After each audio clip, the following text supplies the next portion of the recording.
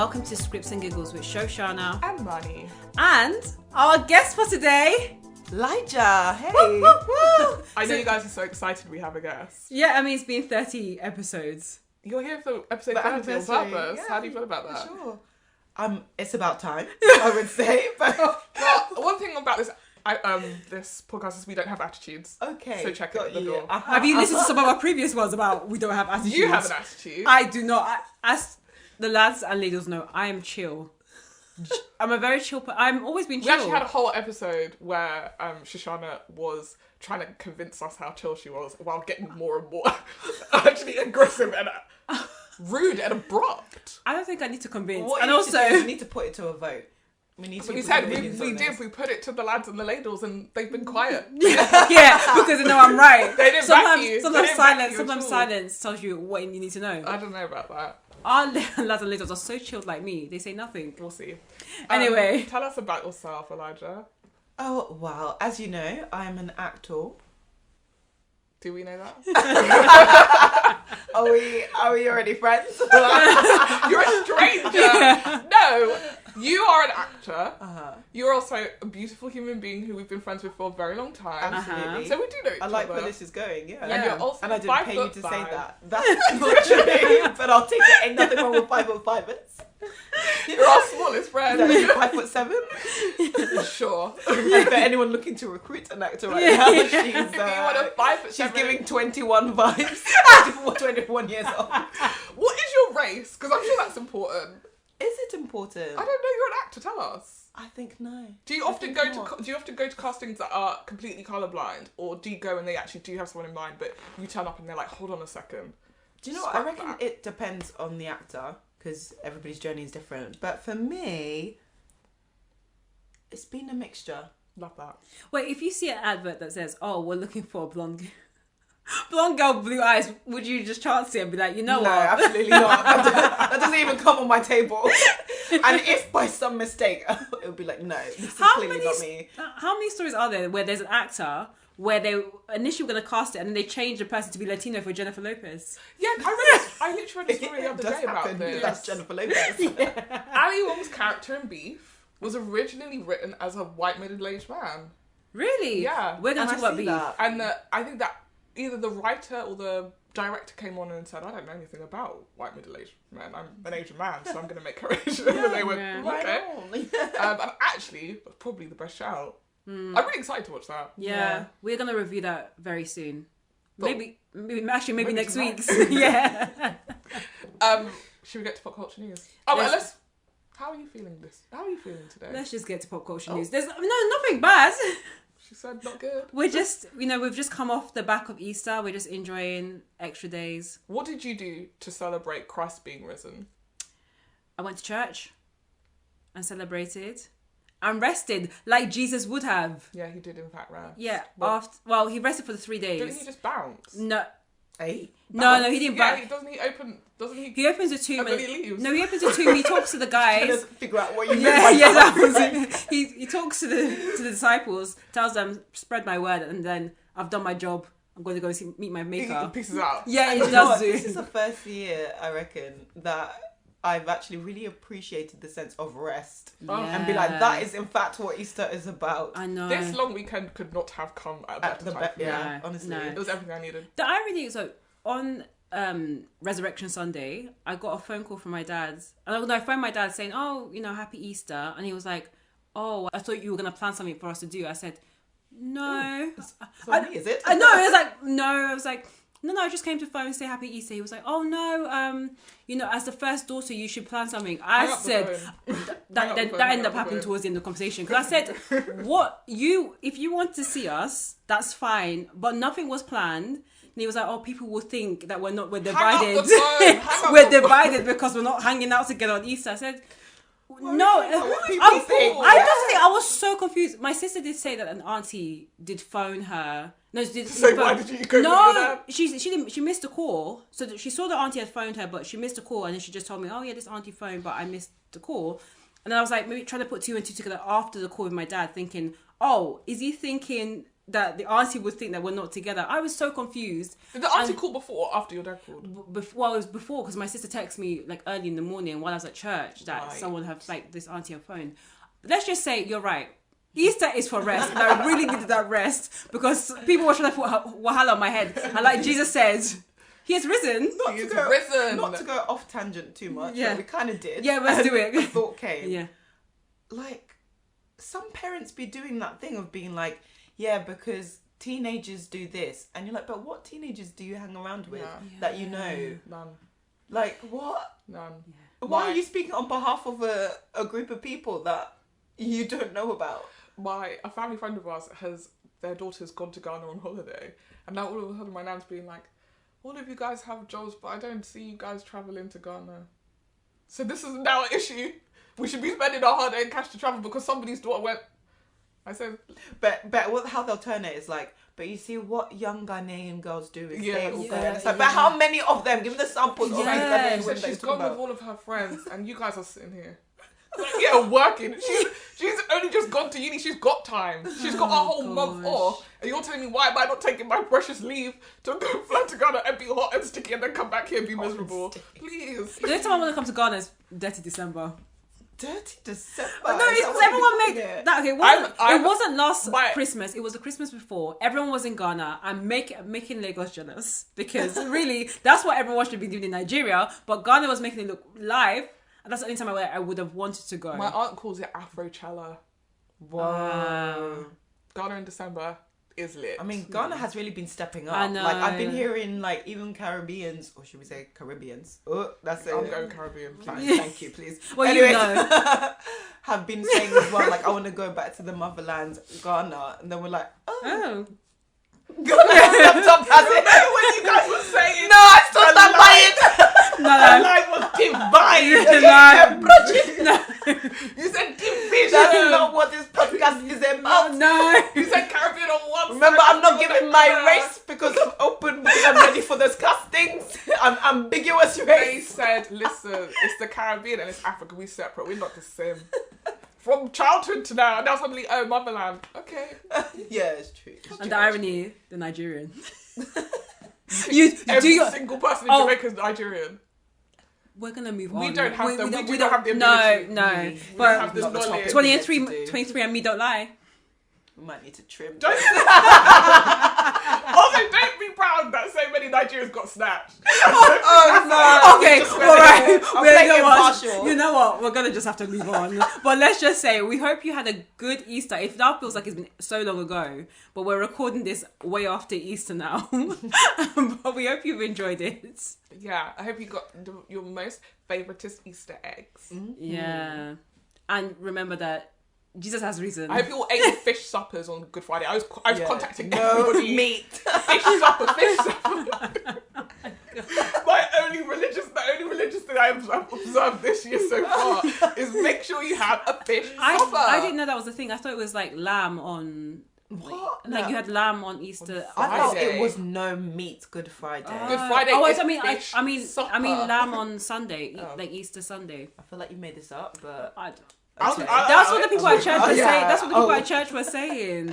Well, I know Friday is fish. Okay. Do you know what? I didn't even know for sure if that was a thing, but it felt right to eat it's fish. fish supper. And that's all I had tuna though, as fish goes. I had fish It burger. should have been fried fish and dumpling. Wow, because you're Representing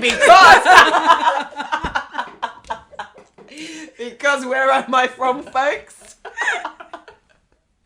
you better be able to keep this up across the Tune board. in. Exactly. Where do you think I'm from? You know, Next week, I'll drop a poll in. But I'm like, wow, I can't believe their first guest is white. They've got their first guest and they immediately put a white person on. This is messed up. No, we need representation, okay? Yeah, representation.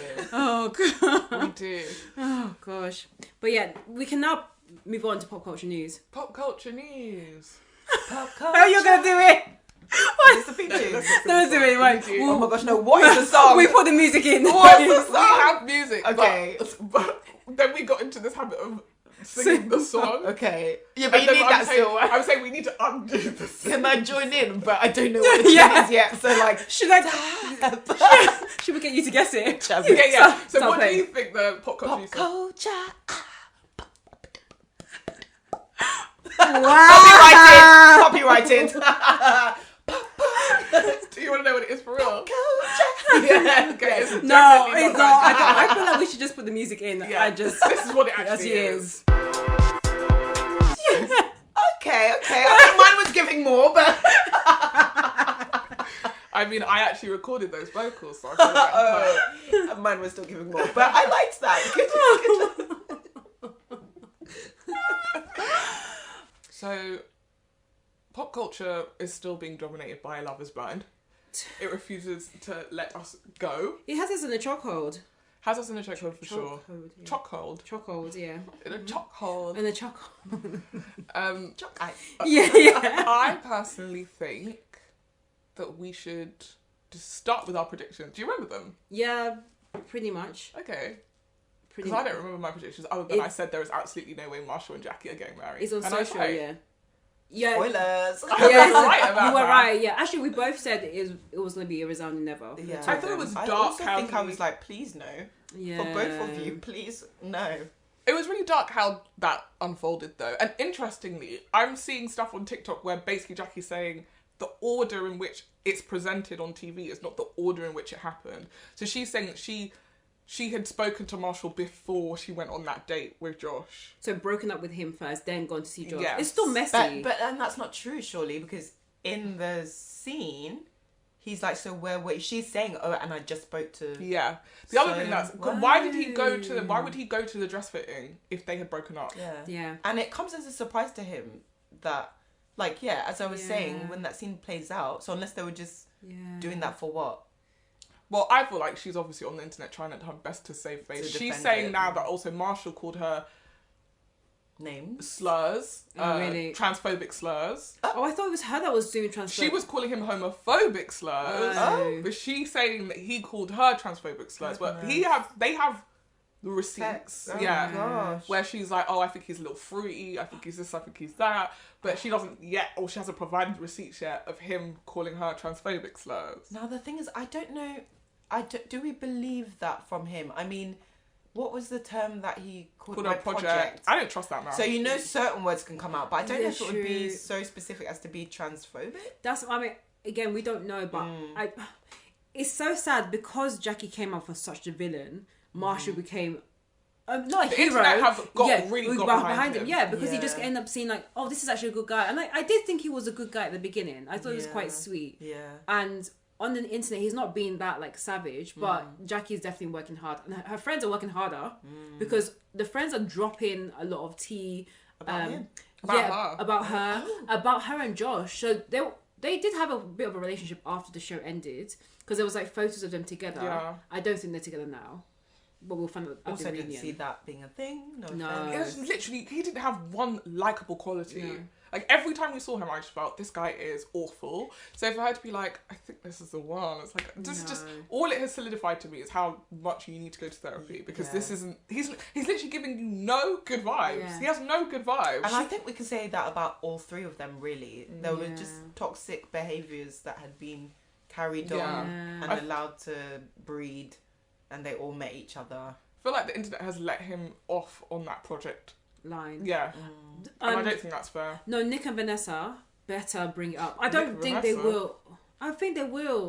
We sorry, need I Andy don't- Cohen! we do need Andy Yeah, Cohen. I that's need Andy Cohen at the Kardashian reunion from way back when on the Keeping Up with the Kardashians, and he asked them the most savage questions because I think they said, "Oh, you know, the book is open. You can ask whatever you want." And he was asking questions about plastic surgery. He was asking questions about the marriages, the representation that they think they have for like the world, and how they portray themselves. He went in, Which actually just seems standard. Like, Yeah, that it's should actually be quite everyone. normal. That he was a trailblazer. Yeah, back in the day. yeah. I need him on that. I need him there. Nick and Vanessa are gonna be too kind, and they'll be like, But "Oh, the thing is, they're gonna feel so proud of themselves, thinking they've gone savage. yeah." Like, Yeah, Vanessa just always like, I'm thinks still she's going respectful. in. She always Yeah. thinks she's going in.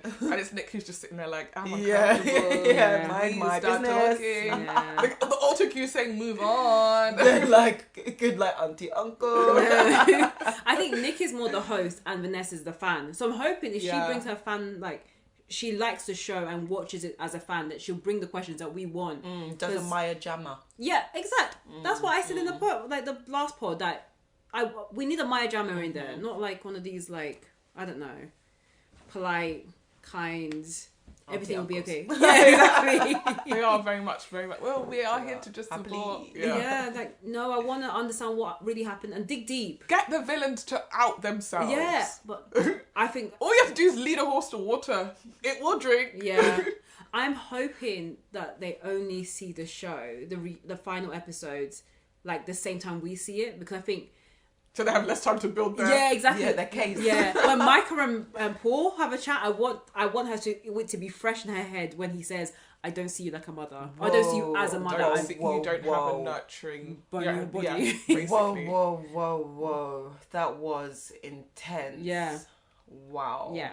So I want to see that response. I just don't understand I love you so much. I do really love you. I love you. I don't see a nurturing bone in your body at all. I feel like there's a disconnect here. What do you love about me? And there was no hint as to that. And it's been playing on your mind. Like, what did I do that gave you that, like, nah? Do you think it's that because she didn't defend him when her friends were going in on him, and he thought, a person who cares about someone doesn't potentially, but it wasn't even the nurturing bit. It was that I don't see you as a mother. Yeah, but I can't see that for you. You being a mum. Even women that don't want to be mums. Yeah. How can you tell me you're not capable? You don't have it. Yeah. It's not possible. Baby, you don't got it. But the same. Whatever it is, you don't have it. But I never saw Paul and Michael talk about kids. Do you know what I mean? So it just came out of nowhere. Yeah. The thing that's crazy is he's constantly saying, "I've never met someone who sees the world exactly like me." Yeah. So how have you had conversations where you know that this person sees the world the same as you, but you haven't had a conversation where you're like, "I don't think that you'd make a good mom." But also, we know for men that it's a big blow when you're like talking about their manhood. You're not manly enough, or like you're the size of your penis. But what is the woman version of that? What is the woman? Sorry. Size of your boom. Size of your. I'm so gonna keep that. Welcome to sound effects there. Big bump. Work on the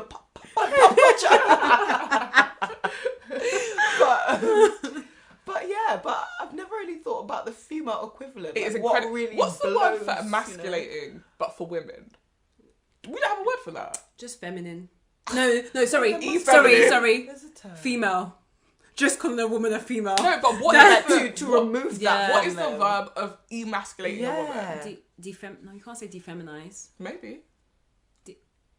Effeminizing your woman. Help us with this. Yeah. Make your comments. Please, like, write in. I mean, you're listening to Paul right now, but you're so fucking stupid. Yeah, we probably know the answer already. Thank you. I think the minute you start calling a woman a female is done. Well, you didn't call her a female, though. No, you just said that she could not ever be a mum. The basic function. Yeah. He said you could push a child out, but you couldn't mother it. And also, you don't even need to push a child out to be a mother, and it's like you still can't do that. I think it's always feels like we have been Defeminized, by the way. Oh, it is defeminized. Yeah. Okay. I always feel like when we're not given the full story in moments like this, because that doesn't come out of nowhere. Yeah. So what have they decided not to show us? Yeah. And then but then why even give us that bit? Because now I'm just thinking there was a whole storyline that they must have cut out of the show. They knew what they were doing in keeping that bit. I think it's because he didn't really give a solid rationale as to why he said no. He just kept on saying, I love you, but we're not for each other right now. For us. Yeah. We kept on saying right now. So that's making me think maybe they're together. Maybe they got together like Gianna, and Damien. Yeah, from this woman called Patrick. He gives Patrick. He does look like a Patrick. Yeah. Yeah. A little bit. But that's okay. So you were saying about predictions. Are you talking about predictions after, or what you thought? We'd made predictions before. Right. Yeah. So I think we only watched about eight or so episodes by that point. So I think. Oh, so that early. Yeah. Okay. So we had predicted that it would be, of course, Jacqueline and Marshall was a no. Yeah. Paul and Michael, we did say no. Yeah, but I actually thought it would be Michael Paul and saying, Michael. Well, yeah. Paul and Michael. don't be on Paul's side, okay? Yeah, Micah is a woman. I may Oh not my be for God. her, Do you know what I really but like she is a woman. imagine if he just starts calling her Michael at Michael. the reunion. Well, the thing about Michael is she's not very... I really like the name Micah because it's a biblical name. I like the name Micah. But that being said, Micah in the Bible was a man. Yeah, yeah, I I think it was It was a man's name. But Americans love to do stuff like that. No. Calling boys Jesse. Even though Jesse is a man's name in the Bible, it's just weird. Whenever I see a man called But Jesse, then they I'm have like, Toy Jesse's a girl's Story name. Jessie, so Yeah, but I think Confusing I think you can have a female Jessie or a male Jessie. yeah, I think so too. Yeah. I think fine, not the best Apparently- example, well, but I think I don't know. I think you can have both. That one seems unisex. Micah, one in my head, it's a man. In my head, Paul could be a Micah. so yeah, you think, yeah. No, well- but you're definitely not thinking I could be Boo, I could be something, Yeah, I could be that. and that's Mika. Oh Yeah. yeah. That's Mika. I forgot. No, but I'm not gonna lie. Paul looks like a nice Micah. Yeah, he's giving me He a does. Michael, Yeah. Mika. Yeah, Mika too. Also Yeah. an important She's fact. giving Mika, he's giving Micah. Probably why it could have worked. Mika and Micah's reminding me of Couples therapy. couples therapy. Was it Micah and Micah. Micah? Yeah, a mess. A mess. So yeah, our predictions for Paul and Micah was that I think I thought that Micah would say no, and you Yeah. said Paul. You couldn't read him. Yeah. Yeah, I that's couldn't how read felt. him. I thought it would either be, if they were going to either both say no, or it would be Micah that says no. Yeah, agreed. Well, that's what I Because thought. even when she was having those conversations with Carmen, like, whatever happens, we're still going to have each other's back, was giving, I thought she was going to run away. The two of them were going to run off into the sunset. Yeah. Either way, I didn't think she was saying yes, but I didn't think she was saying, you answer. Yeah, that one. Yeah, that was weird. That was weird. Flipping the switch. That to me, that was a I no knew already. you were going to Yeah. say that. That's why I had you go first. I was like, please. Yeah, Yeah. even when I tried to play that out differently, I'm like, there's no good from being like, you should, for us, and they were both doing that for us, Yeah. for the good of us. I think you should answer first. No. But I do feel like in that moment where they just stood there while the guys doing the vows were being like, the two of you have decided to enter, and you're looking at the person, you know what they're going to say. Oh yeah. And I feel like that's what she was like. And that's why it felt very like, why are you playing the game now Yeah. and being dramatic? Like, you what? Well, that's the thing. She Storming knows. off. This is series 4, or I think by that point, by the time they were filming, series 1 and 2 had definitely come out. I'm hoping.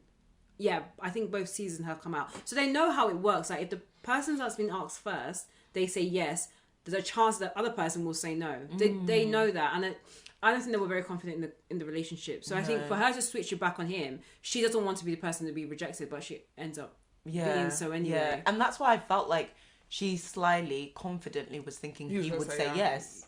Yeah. That's why I'm confused about it though, because if he had said yes, would she have been happy She to would be have run like, off again. no? Yeah. She'd But be she like- certainly wasn't saying yes. No, She was wants. going to say no and then still do the dramatic one off where Yeah. she's like, I just can't right now. Yeah. She wanted that moment from what's that girl's name last season? Zainab. She wanted a Zainab moment. Yeah. But she couldn't have a moment in the first place because Paul wasn't cruel to No, her. he wasn't. Like, it's just not the same story. It was just, No. the two of them gave us nothing all season. The only time you ever saw anything in Michael was when she was talking to Kwame, and it felt like she was deliberately trying to set up something for if this Paul thing fails, and then getting annoyed when Irina was talking to Paul. Yeah, because even the Irina thing was like, that was a non-starter. Yeah. And to me, that should have been a big sign that she don't care about Paul, because your best mate is there chatting to your man, and you're there like, oh well, don't do it again, slap on the wrist. Yeah. And that, to But me, what could she say? Because No, she was that's too busy true. talking to someone else's man. Yeah. And they weren't really friends. It was No. all kind of like, and she didn't really care. But then, No. that's what you're saying. That Yeah. was the telltale sign. the only time I thought, oh, maybe this could happen, maybe they could get together. It was at the hen do where the hen do where she was super clingy and saying, oh, I really miss Paul. I really want to speak to him right now. And she was doing the confessional. She was drunk, and I think a lot of those moments where maybe you see her true colors is when she was quite, wasted. Buzzed. Yeah, because one was with the Shelby friend who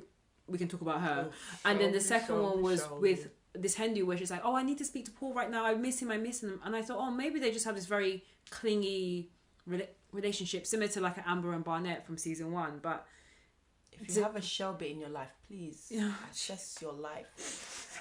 Assess The whole it very thing. well. The whole thing. Sorry, assess it very well. Ambiguous. Irish. Where is she from?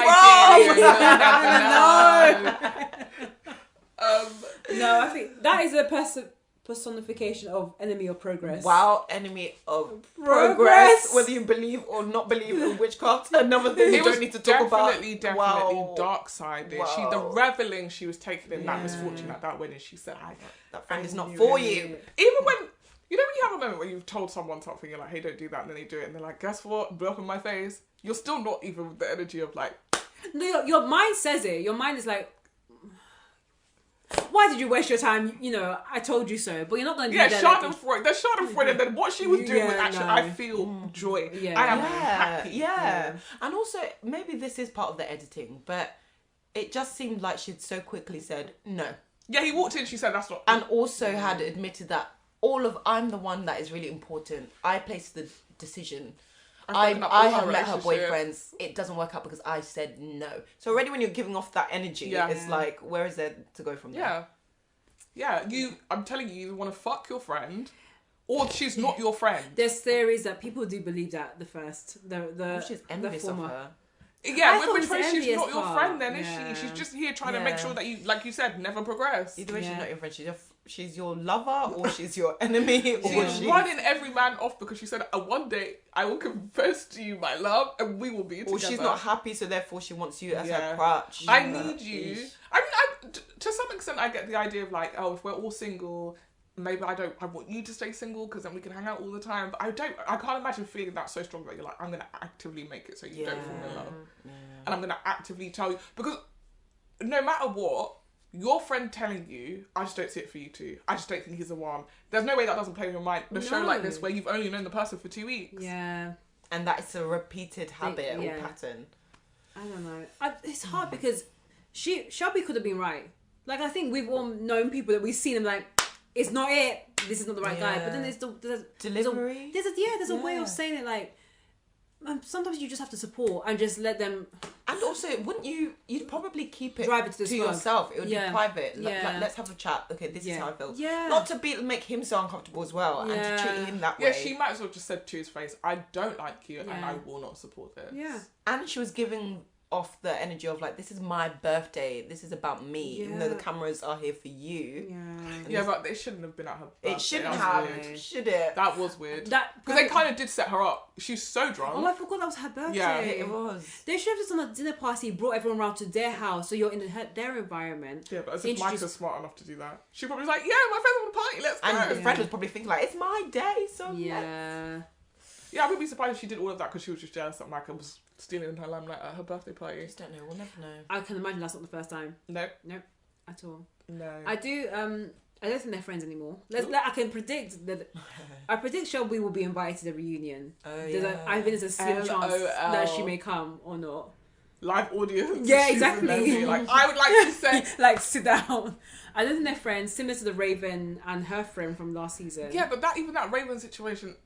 From what I remember, the girlie was then saying she was never friends with Raven. Raven had basically asked her to come and play a friend. Like, she was really going in trying to be like, Raven's fake, Raven's this, Raven's that. Wow. And then in the end, SK's thing eclipsed that whole drama. Everyone forgot about that. I mean, the friend was right. How actually did the friend meet SK? Yes. Oh yeah. She was the one who, when they all had the dinner, then they'd had lunch and they left. She was like, Raven could never be with a man like that. He's not up to her standard. Raven is this, Raven is that. And I remember watching that and being like, ooh, it's a bit strong. And also, where is this coming from? It's giving you want to fuck your friend. Are you racist? I think it's this because I think the producers are manipulative. So they will like put the camera on. They'll be having chat.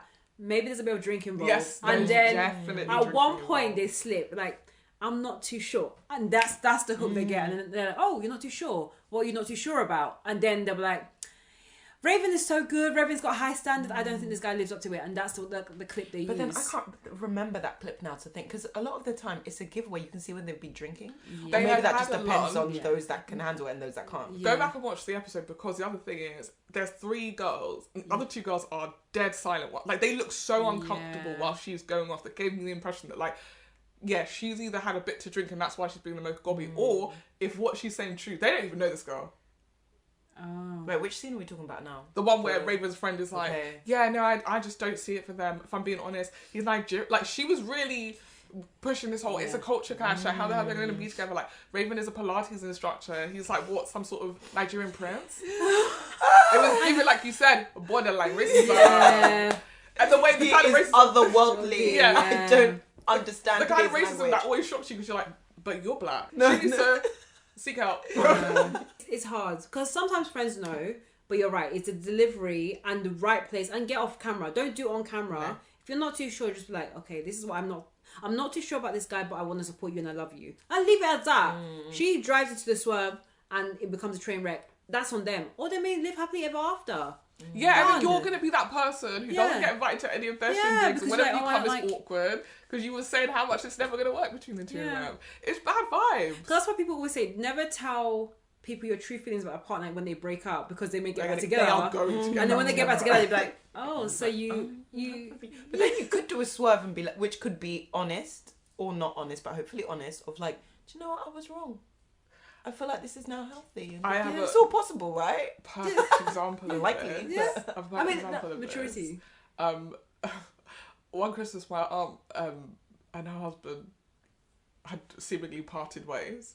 He wasn't coming to Christmas, which is quite a serious thing because everyone comes to Christmas. It's our family thing. Everyone in the family comes, and so she told us on like the Monday. Christmas was on Friday, and we were all like, she was like, no, it's for real this time. Like, we're done. Like, I can't do this anymore. And so I was like, we've been here before. I don't know if I should say anything, but her children were like, this is brilliant news. My sister was getting in on it. So on Christmas Day, he really wasn't there. And I was like, oh, maybe this is legit. Like, this has never happened before. So we were all like, oh, you know what? We'll get you on the hats. We'll set you up all wow. Quick. We were like, oh, you know, 50 is like the new 40 now. It's whatever. Like, you can like, we'd all been like, basically, I think the fear has been like, you're a middle-aged woman, you think, what am I going to do? Find love again? I better stick with this person. But actually, there are lots and lots of people out there, and you can find love. It's going to be brilliant. Less than 2 weeks later, old dude's back at the house. And I said, she didn't tell any of us either. It was just, I like overheard her talking to her dad, and I was like, oh, okay, so she was obviously not going to tell us now because she feels embarrassed, but also now we all look like absolute dicks. Because people are like, finally, we're going to have a great Christmas because he's not here. Wow. We're going off. I was like, this is the last time you get me. This is the last time you get me because we've been here. I want to tell you 4, 5, 6, 7, 8, 9 times. It's gone. It's out of control. So I don't say anything anymore. Yeah. I remember my uncle, who's not a husband, had a conversation. He was like, I don't know why you guys fell for that. All of you guys watching, you guys just outed yourself. Yeah, exactly. You show your true colours. Now she knows how you guys you guys feel. were popping champagne. I said, popping champagne. We'll see how long that champagne lasts. And look, no. I'm not getting involved. I was like, you're right. Sometimes you just have to. Yeah. Okay. When the person tells you, okay, well, Cool. I hope you're okay, and I hope they're okay. And leave it there. Wow. And leave it there. Don't be coming in with, yeah, well, I never liked it. No. We're getting married. Well, lessons have been learned here. Don't do that. Just don't do it. But I do say, look, if you want to find out the opinions of your friend, you can always ask, but be prepared what comes back. Maybe don't do it on national television. I don't, yeah. Maybe don't do it in front of him. Yeah. Or Oh, yeah, her, true. Whatever partner. Yeah. We don't judge here. I really don't. I'm trying to imagine a scenario where I bring my partner to a thing and either one of you be like, listen, I just have to tell you right now, this is a big mistake. I can't even picture it. Can you like, I just giggle all the way Okay, through. if I'll be honest, Be having a straight face. it was only if he makes a scene that embarrasses you in public. I'll wave jump in. No, that should do what I wanted. I feel like we would just do eyes. Like, even that split second just now where you just look like that because you knew that we've got some. I feel like it would be more that. Like, Yeah, you're right. I feel like it's given as well. It's like, she's waiting in front of me. Yeah. Get him. Yeah, but then 2 weeks later, we're back together, guys. We're engaged. We're engaged. So, you know what? We'll give the eyes, and that's it. I mean, if the person did something embarrassing, I'd like to think I would also clock. Yeah. I think no words would be said. We'd just be like, we'll probably discuss this later. Yeah. We're catching up. I'm like, I will be leaving now. Because obviously someone decided to act a fool today. Yes. See you Okay, guys. Go. See Anyway, you guys guys. enjoy it. So if it wraps up too quick, we know that something's off. We gotta go. It was so But nice. the food is on its way. Yeah, we're going. To go, please. He's got a headache, so we're gonna go. He's got a headache. Yeah, that's why he's acting crazy in front of my friends.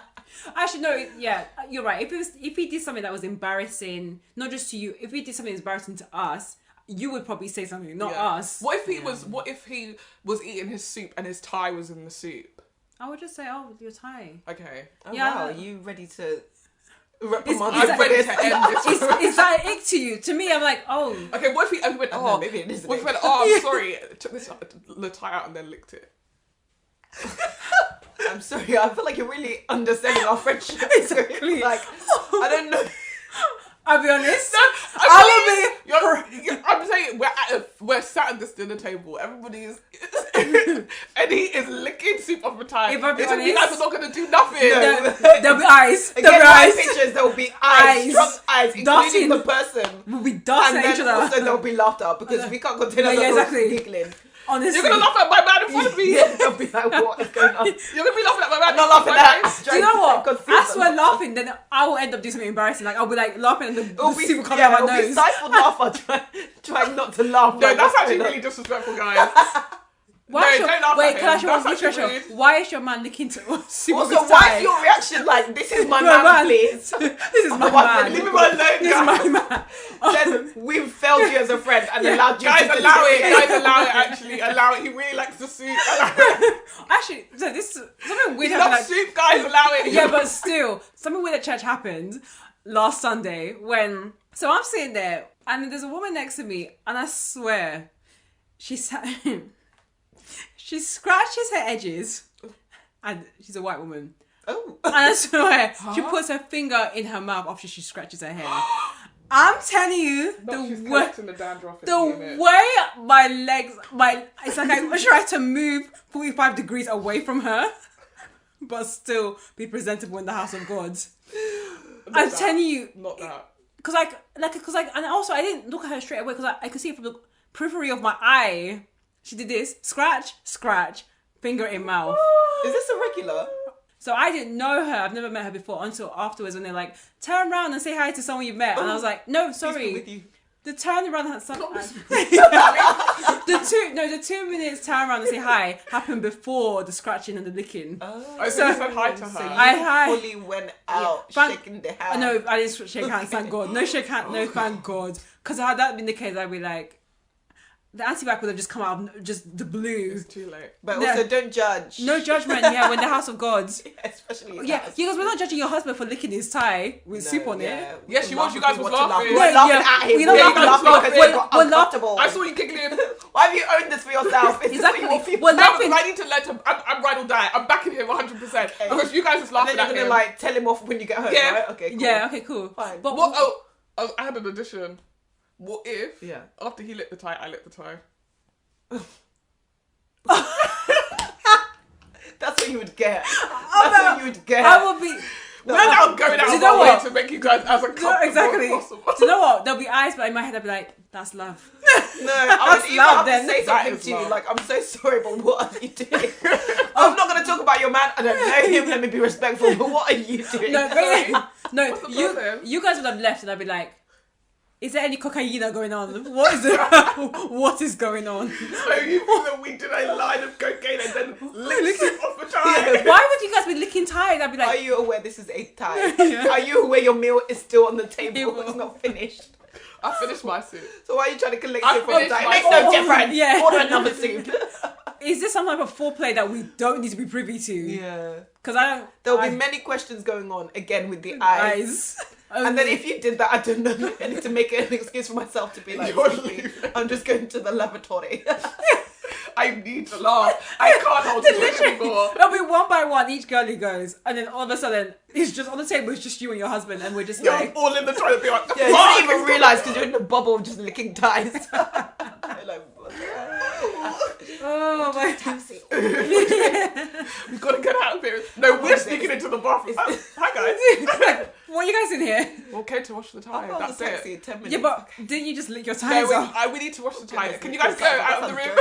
Oh my gosh. You need to get out. It's- I don't want this for you. I Yeah, don't want this for exactly. you. Don't pull this on This yourself. tie is Stop actually manifesting quite it. hot. Sorry. I'm I feel like you're trying to tell us something. I'm trying to You heard it imagine here even a first. scenario that I'm dating someone who'd wear a tie Fetish. to dinner. Unless it's a formal dinner. Maybe it's your wedding. Then we're too late. Yeah, we're like, finally we can be ourselves, which is just weird soup people. We're too late. Just dance. Just dance. So imagine everybody. you've met this guy so many times, you've met me so many times, we've been so well behaved, and then at the wedding we're just like, yeah. We're about to be nightmares. Okay, you can't take us anywhere. Why did we not see this beforehand? What did we miss? So there is a line, you know. Don't be that friend that's like, no, but also don't be that friend that's like, cool. Yeah, exactly. You're Don't be too eating each quiet. other's ties. Yeah. Okay. I actually don't think I'm saying anything. I think I'll be happy. See, unlike you guys, I'll just be happy you found love. no, that's what I'm saying. That must be love, but I feel like you will have to bring up the conversation like, oh, that tie was so tasty. Okay, yeah. Then in the conversation, just me and you, like, oh yeah, talking about the tie. Yeah. What happened? What? I saw you guys licking it. Was there something on the tie? Is the soup was on the tie. Is it edible tie? You saw. You have eyes. You saw there was soup on the tie. Yeah, I saw, but usually you just get This is serviette. genuinely your dynamic. So you two would actually have this conversation, and I would just be here like, Yeah, because usually there's a serviette. No, but it's just quicker, I think, to just use the tie. It's already covered in and soup. we're really trying to place logic on this time. Yeah, but you know what? If Caroline was here, she'll be like, oh, it's definitely foreplay. Those two are fingering each other underneath the table. Oh, Caroline. Caroline. Yeah, I was just trying to think of a way that, because it's like embarrassing where you're right, it's like, oh, this person's being actually borderline abusive to your friend, where I feel like I might be like, hey, no. Yeah. But if it was just weird, I might not say nothing. Your partner's just a bit weird. You're a bit weird. Yeah. I remember when I was it was at my former church, and I was saying bye to my friend, and she was with her partner, and it was really sweet. And we were talking, and her partner had his hand around her, and he probably kissed her like 5 or 6 times in front of me, and I was like, Oh. I thought it was really sweet, and it was really, I'm not together anymore now, but that was like, no, I don't know what happened. I'm not too surprised, sadly. 5 The or 5 or 6 times 6 is quite times, excessive. It was like anxious. talking for. It wasn't that long. It wasn't that long. Yeah, But I remember, like, the first time it happened, I was like, oh, you guys are so adorable. And The the second For time, the first time it happened. I was like, no, Full because on like, the mouth kiss. no, just on her cheek. But he kept like just constantly doing No, it. but I was that's like, so uncomfortable because that's either giving like, I want to babe, go. Yeah. let's go to the bedroom, but Let's you're go. outside chatting or something. So, babe, when I'm ready to start. Say goodbye to your friend, let's go. It's giving say goodbye to your friend. It really is. Always Oh, like, I'm still I there, need like, your focus. I'm like, dead. but what's that service Your grade? friend is a hooligan. you're not paying attention to me, baby. Look at me. Not giving Yeah. good positivity. No. Well, like, yeah, so for me, I was like, oh, that's really sweet. The first time it happened. I think the second time I was like, oh. And then the third or fourth time, I was like, wow. This No, one kiss is enough, and even then, it isn't One really kiss necessary. is all it takes. But falling in love with me. Possibilities.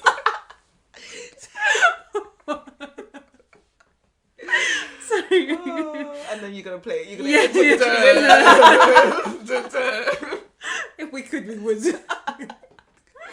You know the song. Yeah, exactly. But yeah, I know. 1 kiss would be fine. Or 2. One kiss is all it takes. In case you didn't get that from before, because it was a little. I don't think that you need to be kissing me. Were they going together? I feel like we were just standing there. Were they gonna go home together? I think so. Yeah, but Yeah. Okay. Where were you? Give us more. yeah, because I was at my former church. We were doing a performance. It was backstage, and we were all going now because the performance had ended. So he had his arm around her, and I was saying bye to her, and we were just chatting. So had she performed? Yeah, And he was watching. Yeah, and he was back. He was backstage meeting her because they were going to kind go. of congratulating her. Yeah, But you were talking. yeah. I could only imagine that what think I that's- would find acceptable for me is if me and you were having a conversation and my partner's like, oh, I'm going now. Yeah. And it's like, okay, we'll see you later. Or it Not- was like he's just at kissing the you. most, at the most, because he couldn't control himself because he was just in awe of her talent. Which is what, yeah. It would be like Scoops one her up. time of just like, Oh. oh, congrats. Yeah, Off. yeah. I think also, Exit. I just remembered. I think she was introducing him to to me for the first time. I'd known of him, but it was. I'm still like, but why are you kissing on her 5 I'm or 6 times? I'm digging myself a hole. Yeah. You met me for the first time, and what you decided to do this precious moment is kiss your girlfriend 5 or 6 times. Maybe he was like really, really attracted to you, and he got really confused. So he was like, "This one is mine." I'm okay. I'm good. Make no mistake, fellas. You know, it's good to be showing those exactly. hand holding and whatnot every now and then when great. it's natural and comfortable. But timing is everything. Don't make my friends uncomfortable on purpose. Me. Yeah. I don't know. Yeah, but I'm assuming she liked that. Yeah, she's like. She seems 5 like... again. For me, it's the number of I times. wouldn't either. When When he came in for kiss number 2, I'd be like, "Are you okay?" Yeah, one is already like. I know it was quite sweet. I know it was multiple times because I remember it was like, I remember saying a few times, like, oh, sweet. 2 was already like something is off here. It's actually mad that you even acknowledged it in that way. Yeah, Because, no. What's I'd be like, what's going on here? In fact, 2, I would have either exited the conversation. Yeah, I should have taken a hint. Yeah, you should have. How was this performance for you? Yeah, this is all on you actually. Yeah, I should have gotten that hint, but I decided against it. It is what it is now. Yeah. Right, predictions? So moving on. Actually, talking of weird affectionate couples, Zach and Bliss. That was a good segue. Are they weird affectionate? I don't know. I think they're more weird than affectionate. To be fair, the scenario I described about the tie feels like something that happens to Bliss and Zach. Yeah, I agree. Yeah. So that's not a bad segue. So Not about tie. yeah, exactly. Our prediction was that it was going to be yes. Yeah. But I was hesitant to say yes. I thought it would be a yes because from Bliss doing we'll have to wait and see every time they met up, she obviously was down. Yeah. See, I don't know. Like, it kind of took me by surprise because it all just happened so quickly and she couldn't get past at first the fact that she was second best. I'm not saying she was, but quotation marks. But then I'm like, who would have said no? Like, would he have been brave and bold enough to put her through all of that, meet the dad who's already kind of scary, and he already has really issues with parents? I think they both were like, right, we've got to do this now. Yeah, I think they were both just like, we're going to prove dad wrong. Yeah. That being said, if Zach said no, I would have happily given my blessing for the dad to jump on the stage and be him. The same way that I wanted. Bliss said no? I would be happy for her. I think I'll be happy for the dad to be the shit house. So somebody's against Zach. No, I'm not against that. Well, the only reason I would have been happy that the dad would have beaten him, the same way I wanted Nancy's brother to beat Bartiz. Nancy's brother should have beaten Bartiz. Yeah, but you want Zach beaten, but you don't want Bliss beaten. No, because I think for Bliss, for me, she already got beaten. Someone's getting beat. Yeah. Zach. Bliss getting beaten. Bliss can't get beaten because she's going to get rejected twice. I think she's got beaten and then up. Zach's sister gets up on stage and slaps her. Yeah, I don't. Had Bliss said no, I'd be like, you know what? Told him right. You should acknowledge me the first time round, not taking me for. Then why did you take that long to then tell him no? The long game. I'm here for the long game. Yeah. You know, like she would be a very dark side if that was all of that. So I can get to the end and be like, it's a no for I think she could honestly be like, you know what? I forgave you, and I wanted to really see this experiment through, but at the end of this experiment, the results have shown that we are not a match. No, that's not what the experiment exactly. showed. I think the only way that would have been like, okay, is like, do you know what? I think it's a bit rushed because we've lost that time. Why don't we just date properly? Yeah.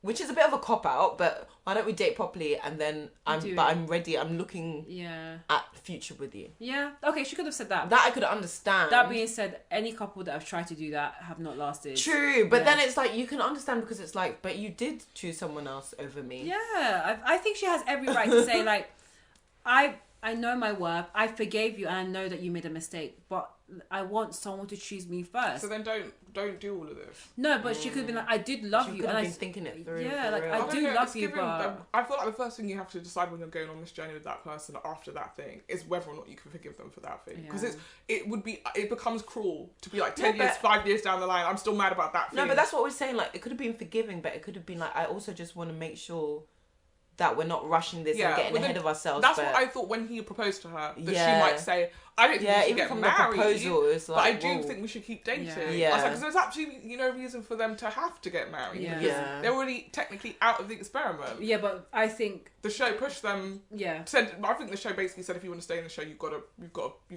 be in the running to get married at the end of this. Yeah. But perfectly honest, if I was her, I would have been like, I love you, and let's get off the show and let's stay outside of this. Because I think they will be more successful and come back at the reunion and say, Zach came back as you saw on the show.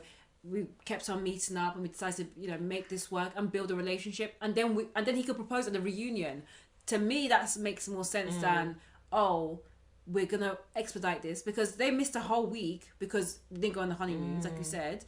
And now they're trying to play catch up. And there's still this whole thing where she still feels second best. And when Zach's trying to be like, no, you're not second best because I didn't like Irina, it still doesn't make her feel like, can we just remind ourselves that they both went through with it? Yeah, they did. They actually did get married. They did. I don't think they're together now. And that's my prediction for the reunion. I don't think they're together. We're not making predictions for the reunion. I want the reunion to be chaotic. I feel it in my I feel it in my fingers. I feel it in my toes. In my toes. I don't feel that they're together. I don't. Yeah, 21. I saw Zach. Yeah, 21. But I still remember that song. I saw Zach recently, and he looks like he's not. He doesn't look like he's married. What does that mean? I mean, these are the images that you were seeing. Yeah, what are you talking about? I just want to look you married. just look like outgrown beard and... But maybe that is marriage life. I don't need to take myself no more. That's true. I don't need to look good, But there was a pop-up in Times Square last week. Yeah. And Bliss was there, but Zach was not. Well, actually, they wouldn't be allowed to be there, would they, together? Because that would be giving the game away. It was weird to have a pop-up in the first place, to be honest. It's to promote the reunion, I think. It would make sense. Because they also had... I think it was just to celebrate Love is Blind, because they also had Bartiz and Kwame. Oh my gosh, Bartiz. Yeah. Bartiz just sounds so like Bartiz. Yeah. You know? Yeah. It's Drake somehow. Drake's name being Drake is perfect for him. Like, never heard that name, but you just it's the same as Aubrey. His mum really hit the jackpot with those names. She said, yeah. Or he just really decided to match them. Yeah, okay.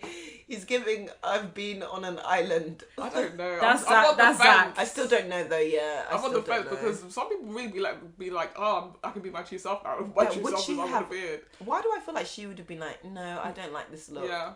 Yeah, and if they saw Zach the way he looks right now, and we're just, for the pod, we're actually looking at his Instagram, I think she told him to shave it. Or maybe they're just really smart and they're playing the game because they are smart. Yeah. So maybe they're like, let's get people whispering. Or maybe he saw himself on screen and was like, I look ugly without beard. I want a sexy beard. I don't know if this is... Well, maybe that's sexy. What he wants for himself. You don't know what's sexy to Zach. Beauty is in the eye of the beholder. Yeah. I don't know. I wish them all the best. I actually think I prefer him with a beard than clean shaven. What? Versus this? I don't like that. Clean shape? No. Yeah, that's not for me. He looks like a child. That's not for me. Maybe an in-between would do for me. I just don't buy this. No, that's crazy. Look at that. I'm telling you. No, but it's crazy. It's also making him... He looks like he's put on weight as well. He does, there's a lot going on. It's a lot. So there's different types. It's just night and day. Well, maybe that is depression. Okay. Yeah, that's all weird. Or that's really settled and happy. So... I don't know. That's only after a year of marriage. Yeah. I mean, they do say that the first year is the hardest year, but still. Because you put on a bunch of... Yeah. And a beard. Yeah. And you look maybe insane. I don't know. I don't know. Well, they got married. They got married. The funniest part of that whole wedding was the mum and the dad, Bliss's mum and dad, when they were... before she walked down the aisle, they were having a conversation with her, and it looked like they were having this indirect argument over her, where each person was trying to say, it was so, I know, it's the result of divorced parents. I'm sorry. To deal with that. It's sad, as someone who does have divorced parents, that is, it hit home in a very weird way, because I felt like the mum was trying to be supportive and the dad was being cynical, as he was in the show. Yeah. And they're all trying to talk over each other with indirects. And the pain and sorrow in the mum's eyes. Yeah. And the man, both of them not being able to look at each other. Yeah. And barely look at the daughter because then they might glance the other. Yeah. So it's just like, let me just throw little jabs in. And words. I'm going to be the last one to say something. I wonder that Bliss is so well adjusted. I know. To be honest. Yeah. And then when the officiant says, who gives this child away? And the dad says, I do. And the mum says, we do. I'm here too. That is so. Even just the decision, like, if I was Bliss, like I'm trying to put myself in her shoes. Mm-hmm. Would I have gone for both of them walking me down that aisle? I feel like she didn't have a choice. I feel like that, like but she's said, someone who, after all, she fought back with the dad, so she does have a choice. I mean, I wouldn't really. Even that thing with the dad was kind of like, what are you actively gonna do to stop this wedding, other than say you're not happy about it? You didn't do anything. Whereas I can imagine the mum was like, I really want to give you away, and the dad was like, I'm going to give you away, and she said, yeah, okay. Yeah. I think if Bliss had the choice, she would just choose her mum. Yeah. Yeah.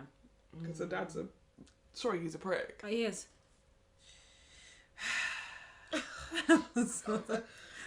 Very I don't know, because there's I was saying parents do better. in our initial review that there was times when I felt like I had seen or related to moments in the show, and that moment Bliss is talking to her dad, I felt I could relate to that. I found that whole scene really unpleasant. It was really, it was horrible, because he was just trying to be funny, and I think some of it could have been for the cameras, but I also feel like if the cameras weren't there, he would have done the exact same thing. Yeah. And I felt sorry for Zach as well, even though you could tell Zach was a bit out of place. Which when he went to the loo, yeah, that was great. horrible. I think he's like going when to he comes back, cry. Yeah. But yeah, so yeah, I hope if they are together, I hope they're happy, and he's just put on some newlywed. He said a newlywed makeover. He's just trying out a few looks. Exactly, and Bliss is just there for it. But if there's not, I hope that Bliss is happy wherever she is, and she's found someone that picked her first. Oh, do you know what? I hope Zach is happy too. Oh yeah, I also hope Zach is happy too. You got real beef with Zach. I don't want to be like the other girlies on the show, because they all didn't like Zach, and I felt sorry for him because. What did he do? Yeah, I think that because they didn't like him because of what he did to Bliss. No, I think it was, when I think back, there were some weird comments and games he was trying to make. Yeah, it was telling people that he was a stripper. Like lying, saying things, trying to be like... No, it was... That was shit, but I don't think it was like... No, but also remember they would not have seen him. Like, when you see him, you kind of... He gives off the vibe of, I'm just being quirky. I'm just... Yeah. Whereas instead, you're just like, what's your intentions? You're one of those douchebags that are here on this show. What's the name of that guy that was there last time, but was like, what's your height? Yeah, exactly. Yeah. Can I get you on my shoulders? I'm never going to forget that. Yeah, can I put you on my shoulders in that festival? What a lie! Start messaging guys on dating apps. Can I put you on my shoulders? But then it's like, isn't that on you? That's your ability. Wait, do you work out? Yeah, true. When they were like, oh, this makes me uncomfortable, I'm like, can you pick up a shopping bag? Can you lift a person? Yeah. Like, what can you lift? Theoretically, if you're weak, doesn't matter what, I would have to weigh 0 pounds for you to pick me up, and that's not possible. I wonder where I hope he's out there happy with. He is. He's with a very nice white woman, I'm sure. Well, sure. Yeah, but for how long? How long have they been together? A while. Because no doubt, I'm sure like he'll be dating. That's what he was doing before. They have a podcast together, I think. Do they? Yeah, apparently. Well, we all know what that means when you have a podcast together. You stay together. He was saying that he got invited to Perfect Match, and he turned it down.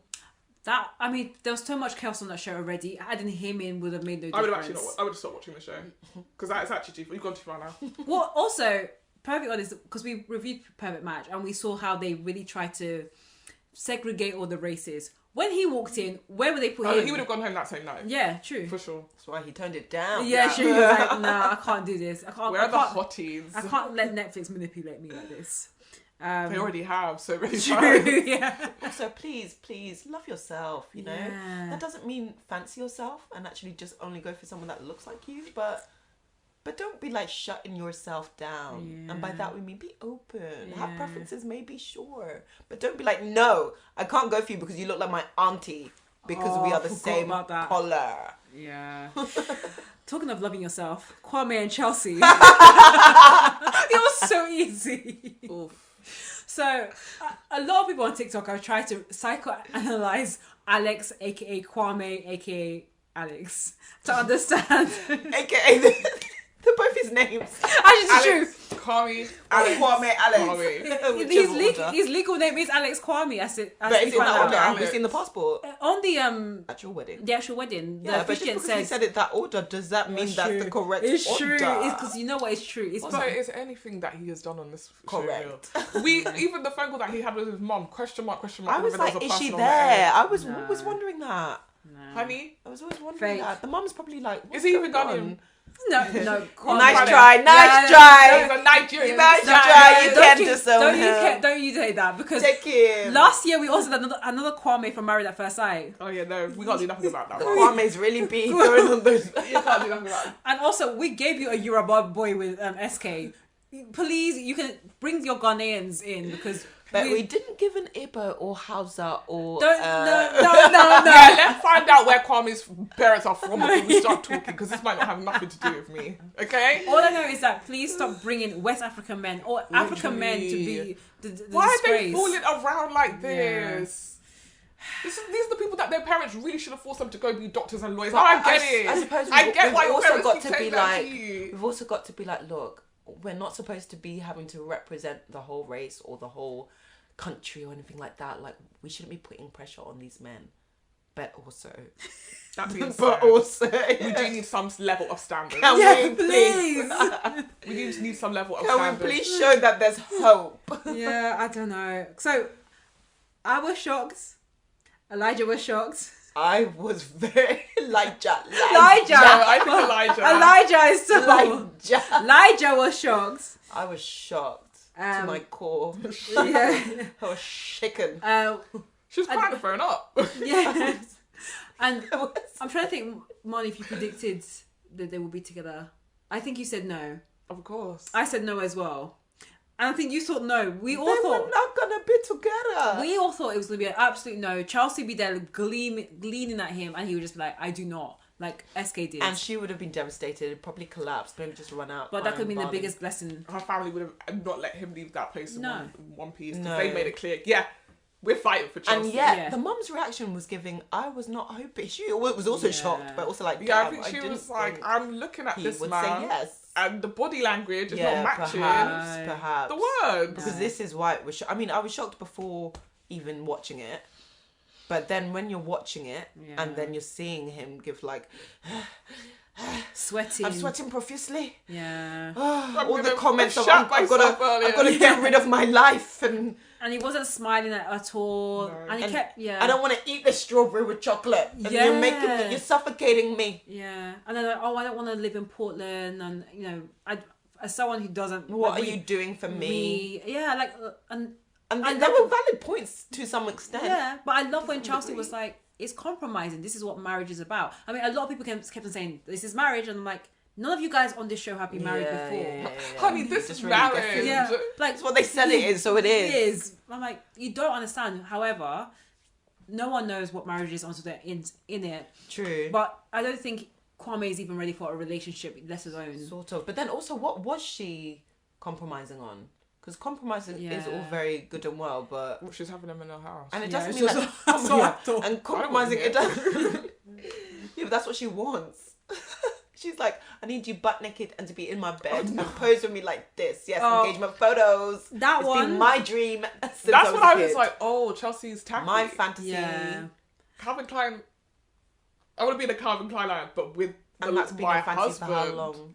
Oh, my wedding photo. When I look back at my wedding photos, it's going to be me. Where are those photos in going? Calvin Klein underwear. My kids are going to be like, oh, Mum, let's see your engagement photos. Wait, 1 minute. Was that on the Save the Dates? Was that just go out and like, what the fuck is this? The two of them in Calvin Klein underwear. Exactly. Like... Also, that again, another moment that we didn't need to see that. No. That could have still been their secret little... Ooh. Do you know there's a moment that I still think about that I don't get how that made it in.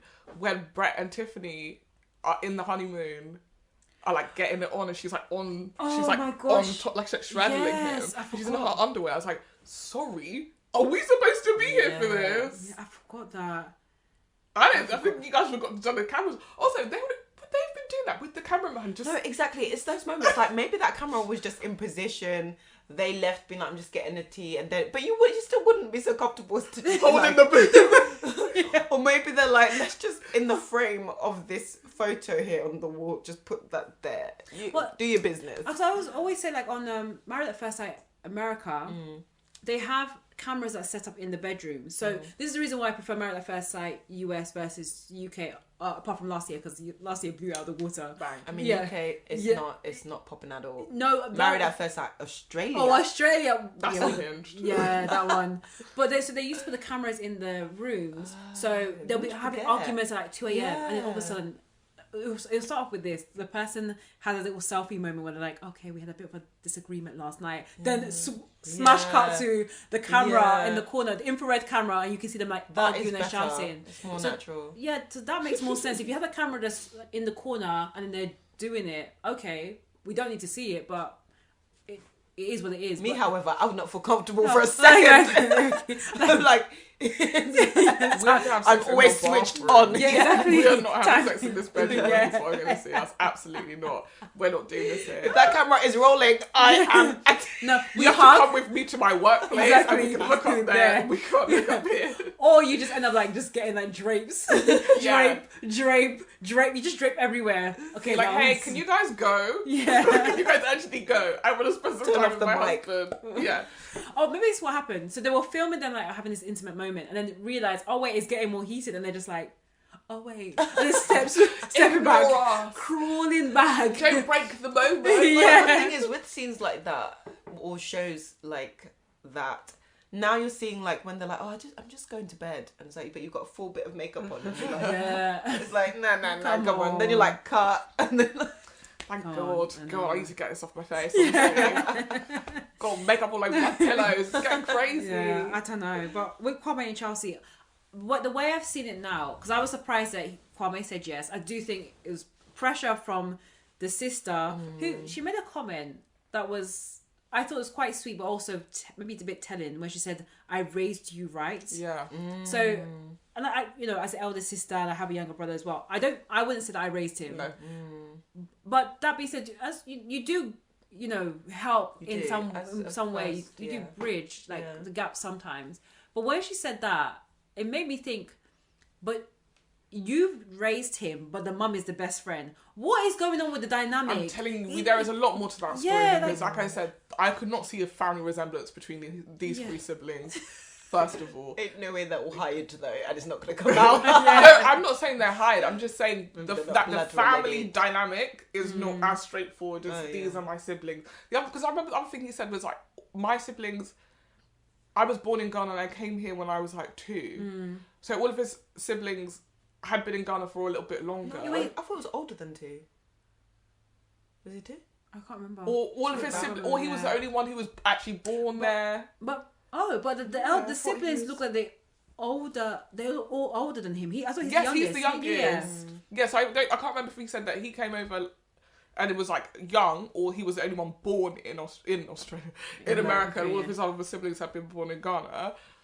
But the sister didn't strike me as someone, like his brother had a bit of an accent. Yeah. But the sister didn't strike me as a person with an accent. Really hear the brother. Yeah, no.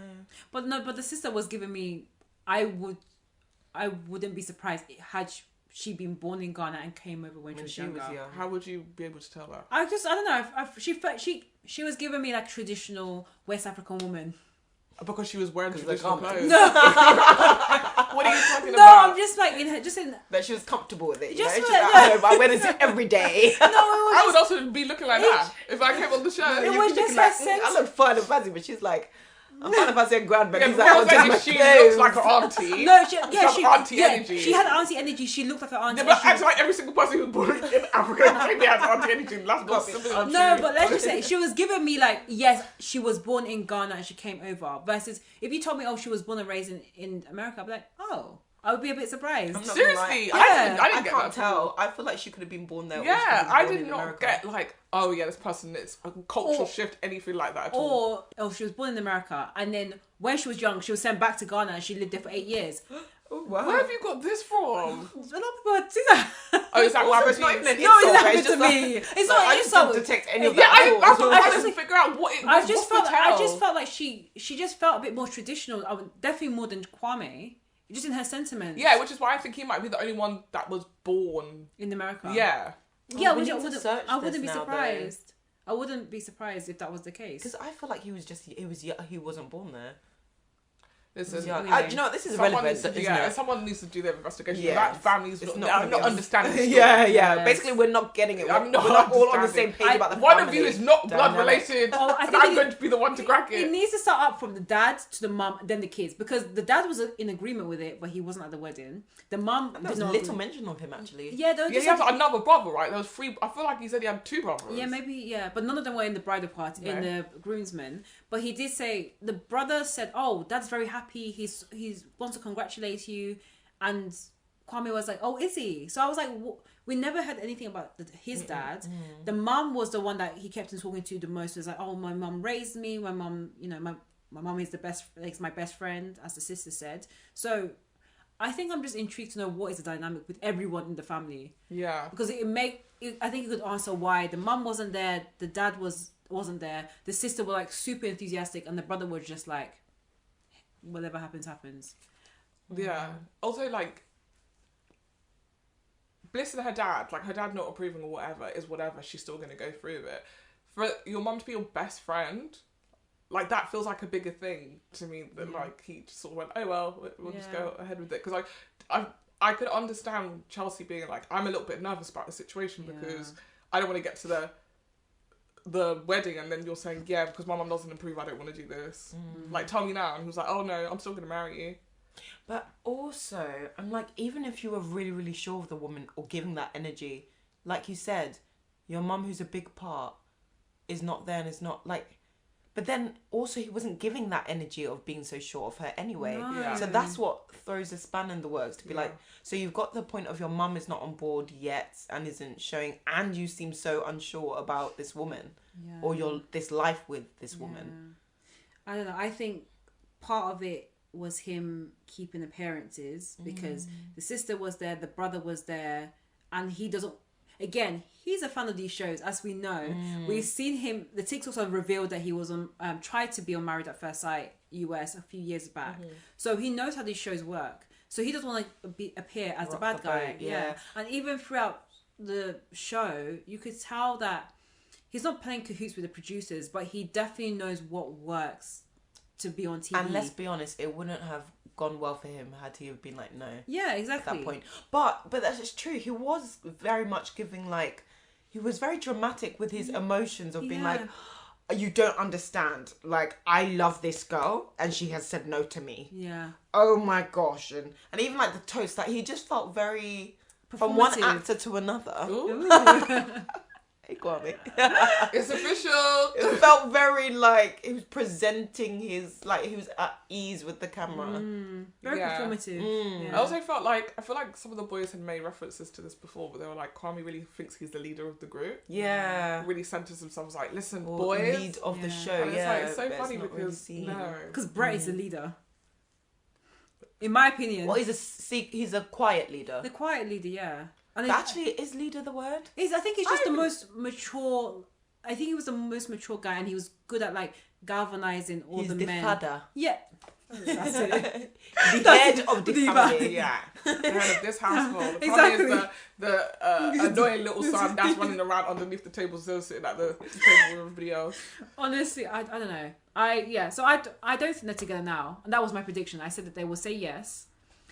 Yes, that's it. I said that they will say yes, but they will not be together by the reunion. I sort of hope it could work out, but I just haven't seen enough to see how that would work. Yeah, I think I'm really curious as to what will be different. Yeah. Like, what changed from the point where they were wedding, what's changed to make it be like, yeah, and we're sticking to this and we're healthy and we've changed, where we can make this happen, because I feel like the person who's dragging their feet was Kwame. Yeah, and the person who was dragging the relationship, or Is pulling Chelsea. the relationship with Chelsea. And I feel like that snaps. That rope at some point snaps.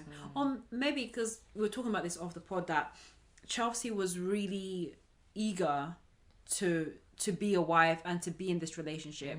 And I think she would have probably behaved like this with anyone. Yeah. Like, I don't think it was Kwame is the special one. I think she went into Love is Blind saying, I will find a husband. Yeah. That's By my goal. fire, by force. Exactly. So she knew she was going to lead that pod with someone. Although, until she didn't. And then it's like, okay, let's talk about my ex. Yeah, true. So now she got the ring. they're married, maybe she'll calm down, because I think she was just way too. It was a No, lot. because she's the only one Emotions were keeping the relationship going. So the minute she comes out, this thing's done. But he also has a need, which is because he kept on talking about his past and that kind of wanting to be accepted and like previously having white girlfriends and go. He never actually. Why are you he laughing? never. No, I'm laughing because he never said white girlfriends. He just said, did he not? No. No, he said I had an issue picking them When up. he said they were more like Yeah, he had issues picking them up. It was only Chelsea that said, and I remember this. It was only Chelsea that said the mum had a problem with him. The mum had a problem with her because she's white. He never said it. Only she did. So you said that the mum has. So we're trying to be optimistic and think that maybe it was a black girrfriend. But the parents had an issue with him being black. I feel my thing. So flip it. That his mum was annoyed that he was dating white girls. That's what the drama was. No, sorry. Going back to what you were saying was the girlfriend, the college girlfriend from his prom that he wasn't able to bring. Yeah. He doesn't really allude to that. Whose parents it was that didn't approve? No, he said that his parents didn't approve or wasn't accepting. Oh, I thought he was talking about their parents. He was not accepted. Yeah, that's he was the a thing. black That's man. what Okay, sorry. Yeah. Okay, he was a black man, and therefore we all know that it's giving. It could be any race, but not black. Yeah. But then that's still a kind of I need to be accepted. Yeah, and then that's all I said. Yeah, and we all said that the girlfriend was probably white, but then on the flip, it's only later on, like I think it was like episodes. Like the one just before the where he said, where Chelsea said to the friends as she's getting ready that Kwame's mum is not coming to the wedding because she doesn't approve because she's white. So she's the only one that's actually acknowledged that the mum. She doesn't actually say that. Even she doesn't. Yeah. What she says is his mum wanted him to marry a culture or Ghanaian. Yeah, exactly. My goodness, no one wants to say the word. So we got to correct us. Don't be putting words in his mouth. I don't want to talk. And also, we don't even know if that woman was ever on the phone. That poor woman could just be like, "Look, I'm just making my fufu. I don't know what's going on. I'm not involved. He didn't want to marry. That's why he told you that. How come my daughter is so happy for the one to be married? Yeah. Okay, you're right. No one ever said the word white, but everyone alluded to it so strongly that you could tell that the mum wants him to marry Ghanaian. But as your best friend, you know that Kwame is not going to be doing someone who's Ghanaian. That's the bit that's kind of question mark about it, isn't it? Because if he's been trying to get white girls since prom, why are you surprised that the girlie that he's married? Again, we don't know. Maybe it could have been non-black or non-traditional. Yeah, allegedly. Right, we're protecting that. Go on, continue. And just wait for it. That girl's gonna come out on TikTok and I'm the girl from her prom. I can't believe. Also, was it just one? Because why was I also getting it was the line of it. I feel like Bear Girls are like Michael who shut him down, and that's why he's got this rage inside of him and be like, I must have the girl that doesn't want me. And then there were girlies who are like, I'll go on a date with you, but my parents might try and shoot you when you come and pick me up. And he's like, no, racism. And then he wants you to. That's my thing with Kwame. I couldn't get behind it because I was like, even this being your backstory that we're supposed to feel sympathy for you, I don't. I'm sorry, I don't feel sympathy for you. Yeah, make your bed and you lie in it. No, it's like if you have a preference, just stand in your preference. Yeah. You know? But don't try and be like, it's really hard for me. It's hard for a man like me trying to date a woman who's not, that embraces me. I want people to understand them. Also, even if that's so hard for you, it's like, but then why is it now an issue, like, as if that is new? Like, that would be a new concept to your mum. Because your mum, your best friend, knows who you've been with. Or you'd have the discussion like, Mama, it's quite likely or possible that I might go for someone that is different. I mean, it's called Love is Blind. My hands up, it's Love is Blind. I might fall for someone that's of a different race. It's possible. Unless straight up he is lying, his mum's not his best friend. He's her best friend, but she's not his best friend. She's his best friend, but he's not her best friend. Yeah, who said about the mum? Was it the sister that said the best friend? Or did Kwame actually say, my mum is my best friend? The sister said it. Yeah, okay. But he might have also said it earlier. Yeah. I can't remember. But anyway, it was given, this is not how best friends act. No. I cannot imagine, like, me and my dad are very close. And if I was doing something she didn't like, she would still pick up the phone to my phone call. Yeah. There is no. She'd put me on voicemail because she's mad at me. It's not best friend. It's just like you were the youngest. As the youngest, you were the one that was left home with her. Yeah, like, I feel closest to you. Like you're the baby. But we're calling it bestie. That but it's not said, really. Did not your best friend know you were going to marry at first sight? Like, this is not his first rodeo. He's wanted to do Your son wants this. to be famous. Yeah. Let's get to Tiffany and Brett. This was my favourite wedding. I cheered, I laughed, I was smiling through the whole wedding. You felt like you were there. You I were did, a guest. I You were a did. relative. You were a guest. I was again. I was enjoying myself. You were also them at one point. I was really like feeling, like listening to all of Brett's words. I'm like, one day, I hope a man can say those really lovely words to me. I should not, and I'm really exaggerating, but I do hope one day they were nice. I mean, decide. Do you want it or not? Manifest it though. There's a Brett out there for everyone. There's a Brett out there. Shut up. As long as we know that he's all good, because I don't want tomorrow for it to come out that I'm Brett's telling you, unhinged. I'm not backing a single person off this show. That's why I'm not even saying I'm not saying anything too tough about Brett, because I'm telling you tomorrow. Turns out Brett has 8 DUIs. I don't want to hear about this. I don't want to hear about it. Yeah, because that's what happened last season with what was that boy's name? I can't remember his name now. And he married the other girl. So helpful. The girlie and the guy. The girl, what's her name? Alexa and Brennan. Yeah, everyone loved Brennan. Brennan came out as a So that Brennan beat abuser. the shit out of one of his girlfriends. Yeah. Not that long before he went on Love is Blind. And they're still together. No, was it Married at First? Oh, it was Love is Blind. Love is Blind. Okay, all I'm gonna say is I really enjoyed the wedding. It felt like it was the wedding that I would have wanted to be at, and Marshall was there too. Right. I don't know. Marshall agreed. What he should have All the done cameos. popped into every single wedding. Marshall said, I'm going to a wedding. So I got the attire. I'm going to a wedding. Not he wore his wedding suit to the wedding. Because by the time that someone reached him and tells him that, oh, Jackie wasn't there, he probably had chosen his suit and the groomsmen. And he was giving the speech of, you see, that's the worst part. It's like, yeah, she really gets me. She makes me fly. Oh, can I just, Marshall, can I, she's actually spitting on your grave right now. Master She's actually spread eagle on Josh as we speak. And Brett did what we were trying to say, which was, yes, he was honest. He said what the friend needed to hear, but he pulled him aside. Exactly. He interrupted the conversation politely to say, can I talk to you? Sure, it was on TV, but these things can't be helped. My messy. If I was on a show like that, I would take every opportunity to be messy and just be like, oh, I've just got a text. Isn't this your girlfriend with... Isn't that Josh? I don't know. Guys, am You are messy. I can't do this. I can't. Did you guys... No. Am I the only person you didn't know about then? Maybe I would do it. Okay, can I tell you some private now? If you want us to replay this for the cameras, we can, but I thought you needed to. You ready? Okay. Oh my gosh! Go. Oh. Whereas I'll go to the producers. The producers are telling me we've got this information. I'm like, don't worry, I'll handle it.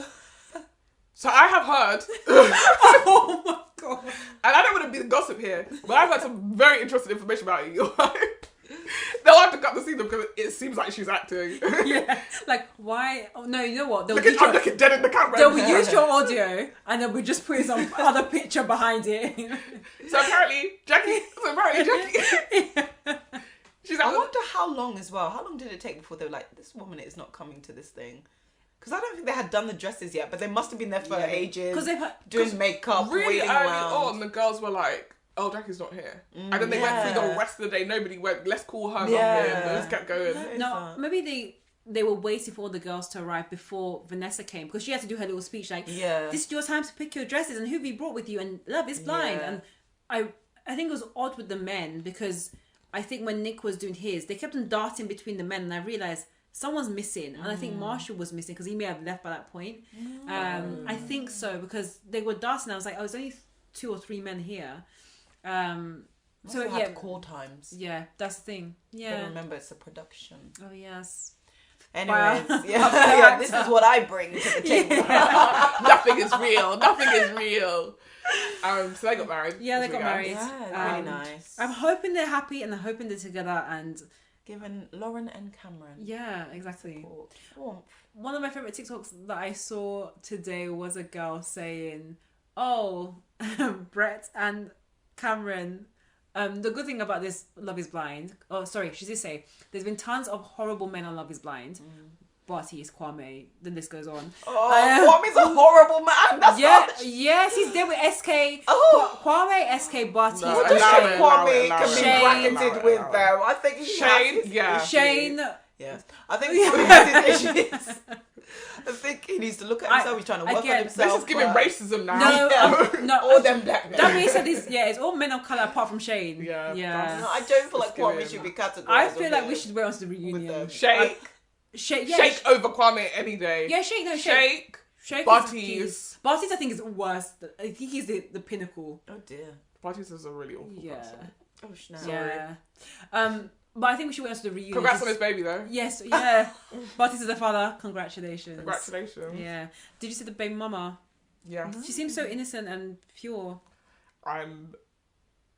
Looks can be deceiving. Yeah. I don't want to be gossip, but I saw a TikTok where they were saying that she in fact had not known that the baby was Bartiz's and was in a relationship and had the baby shower with another man. Before. Birds of a feather flock together and have a kid. So it is possible. Yeah. But she's saying she also didn't know that she was pregnant for like a good 5 months. But then I'm curious to be like, what if they got to the point of like having a baby? Oh right, the baby came out and it was like, this is not looking like my child. I'm trying to think what would have made her think this is actually Bartiz. I could see this baby as well. I was like, that's just a white baby. Yeah, could it be? How would you know that like there's something a bit spicy about this white baby? Fine, maybe the person. The baby came out was going like this. The baby's got rhythm. I'm so glad now we can see what you're doing. The baby was Dotty Wiley when it came out of the womb, so she was like, oh. Maybe the partner she was with was Asian. Oh no, wait, you saw the guy that was on TikTok, right? Yeah, and he was white. Okay. I don't know. And I've seen the baby's white, so unless the baby had an afro when it first came out and now the afro's gone. And maybe the baby was a bit darker. And then you don't have to think where you're born and you're like actually jet black and then actually that often happens the other way around where the baby's so light. It's like, no, you are in duck. Yeah. That baby is white. Yeah. The thing is, it's also quite scary how TikTok, the investigations. Yeah, they be getting in your business. So quickly. It was like 20 minutes later. The baby mama is this. I'm just grateful that it wasn't Nancy. Yeah. I just have to thank God that Nancy, you ran away. Where is Nancy? What's I'm she hoping up to? living her best life. Let's hope. Quiet. The way he is behaving, that would make if she were to dwell on it too much, she would lose her mind. Yeah. No, but again, she was. I know it's easier when you're looking in from the outside, but he was giving signs of I'm not interested. It's the same with the Kwame Chelsea thing, isn't it? We all can see this guy doesn't like you, but Bartiz was worse because he turned on her and then tried to convince her that it was her fault that he had turned on her. And that whole stupid abortion... Exactly. Yeah. That whole abortion storyline where he sort of had bullied her into saying this and then brought it up again in front of his family. And the family. Really beat her over the head about this thing, which honestly... It's her body, she just... And what she was saying is, this is my stance right now, but obviously if we got married, this is something that we would discuss because we are a couple. Yeah. That wasn't good enough for him because he had already decided, I don't like you. So whatever you say in this instance, I'm going to use it as a reason not to date you. But also, I do hope that Kwame didn't just say yes out of peer pressure and all that. Like, I do hope there was love there because we don't know what happens, you know, between the sheets and whatnot. Between the sheets is what has sustained this to this long. I think they have a lot of lust, and I think... For him, this is one night stand that's just gone on for too long. Oh no. I'm so sorry. And then for Chelsea, this is one night stand becoming my husband. I think that we will induct Kwame into the Hall of Fame after the reunion if he shows himself to be a dick. But I don't know. At the moment he's not giving dick. He's just giving like... He was giving me red flags. PR, flags. Marketing. Yeah, flags. The flags with Micah. Yeah. Pure flags. That one, yeah. How Chelsea stuck that out, I don't know. I don't know whether to applaud her or to be like, no, shake she's a her. woman on a mission. And there was nothing he could have done to bet she get told her to him. Let's not discredit her for that because she other women. No, but other women on a mission would have just been blinded to it and be like, "That's okay, that's okay." I don't know. But the other thing is, everybody was saying, "Oh, look at your man. Are you gonna take that? Your man's out there." No, they were just talking, and she was like, "But look," and she clocked it. The 20-minute conversation. Yeah. I'll never forget the image of him moving an invisible hair behind his ear. I need to go back and rewatch that. The two of them holding hands. The two of them holding hands. Flirting. Yeah. The hands glazing and his laughter where his eyes go invisible. The lashes are popping. Oh my gosh. like a little girl. Oh my Very gosh. cute. I don't know. Anyway, I don't know how I feel about Kwame. I think, we'll see. We'll see with the reunion is live. Monday the 17th, 1 a.m. for us. Yeah, I will not be waking up for that. I saw it because it was Or like staying up. Yeah. Let's wait and see. Yeah. Because I end up waking up very early in the morning and watched the live Chris Rock one, which was completely by accident. So we'll see. Well, should we get to our review? Next one? Our review, yeah. You said review, and I was Did we stuck in do my the head. predictions for everyone, yeah? We Yeah. did, Okay, yeah. good. I think we did, yeah. Our review of the week. Let's do it. Our review of the week is Unprisoned on Disney Plus. And also Hulu. Yes. Yeah.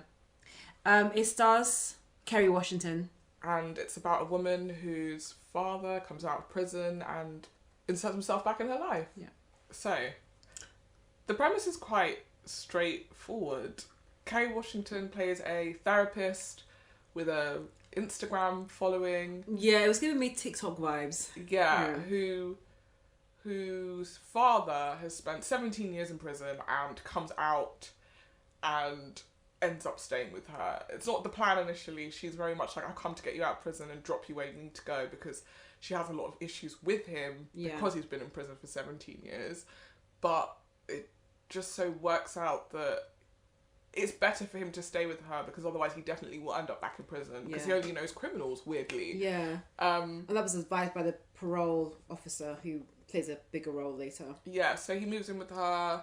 It's kind of tense to begin with, but he forms a relationship with his grandson, who is her only child. His name is Phineas. And, and then it's a sitcom. It is a sitcom. Do you know what? It was giving me network vibes. It was very dated. Yeah. It was girlfriend's music. Did you notice that? At the beginning of every episode, it felt like they were playing like proper 90s sitcom Really? urban music, which is weird to me. Yeah, to me it was just the way. 2023. Yeah, it was just the way that it was shot, and also even her being an Instagram relationship therapist felt dated as well. Yeah. Like, it felt like on the screen that the likes were popping up, like how it is with Instagram lives. Yeah. Like, to me, it just felt like it was a network show. Yeah. That they've picked up to put on Disney Plus on a streaming site. It's the same issue we had with Loot. Yeah. Like a network show that we're trying to make into a streaming show when it should really have been a weekly comedy or sitcom. But I don't think I would have stuck around to watch every week. Think I would say one thing that Loot had that this didn't was actual comedians. Like, this wasn't... did this have laugh out loud moments for you? No, I didn't laugh once. It wasn't funny. No. This is the first time I've seen Kerry Washington in a comedic role since. This is the first time I've seen Kerry Washington. Like that. Well, she's got this extensive comedic history. She's not Regina Hall. No, I've never seen. Actually, I don't think I've seen her in a comedic role. Scandal definitely wasn't. I found myself laughing at Scandal quite often, but not for. I don't think I laughed at Scandal with her little mouth quiver. Like, sometimes I find myself laughing, and the stupidly, like, elaborate monologues that they would always do. I'm like, who's taking this seriously? This show's so overwrought sometimes. The dad was still one of my inspirations. Exactly. I don't get me wrong, but I feel like Scandal will go down in history as a very specific kind of show that was like incredibly had us all gripped. Like, everybody who was watching it was watching every season. That show went on for 7 seasons? Yeah, a bit too long, but that's American. With almost 20 episodes a season, you're still like, can't wait to watch the next one. It was a lot. Yeah. But there were moments in that I found funny. I don't think I found it funny. I just found it like Not it did. Yeah. funny, but like, I was shocked. I was always on the edge of my seat, like, oh, what's whenever happening? the dad told her off, I was that laughing was from it. yeah. It was brilliant. It was stupid. I said, it's not your dad clocking you. It's true. You're a big girl, you're getting shown that, like, you're a 5-year-old. Genius of it all, though.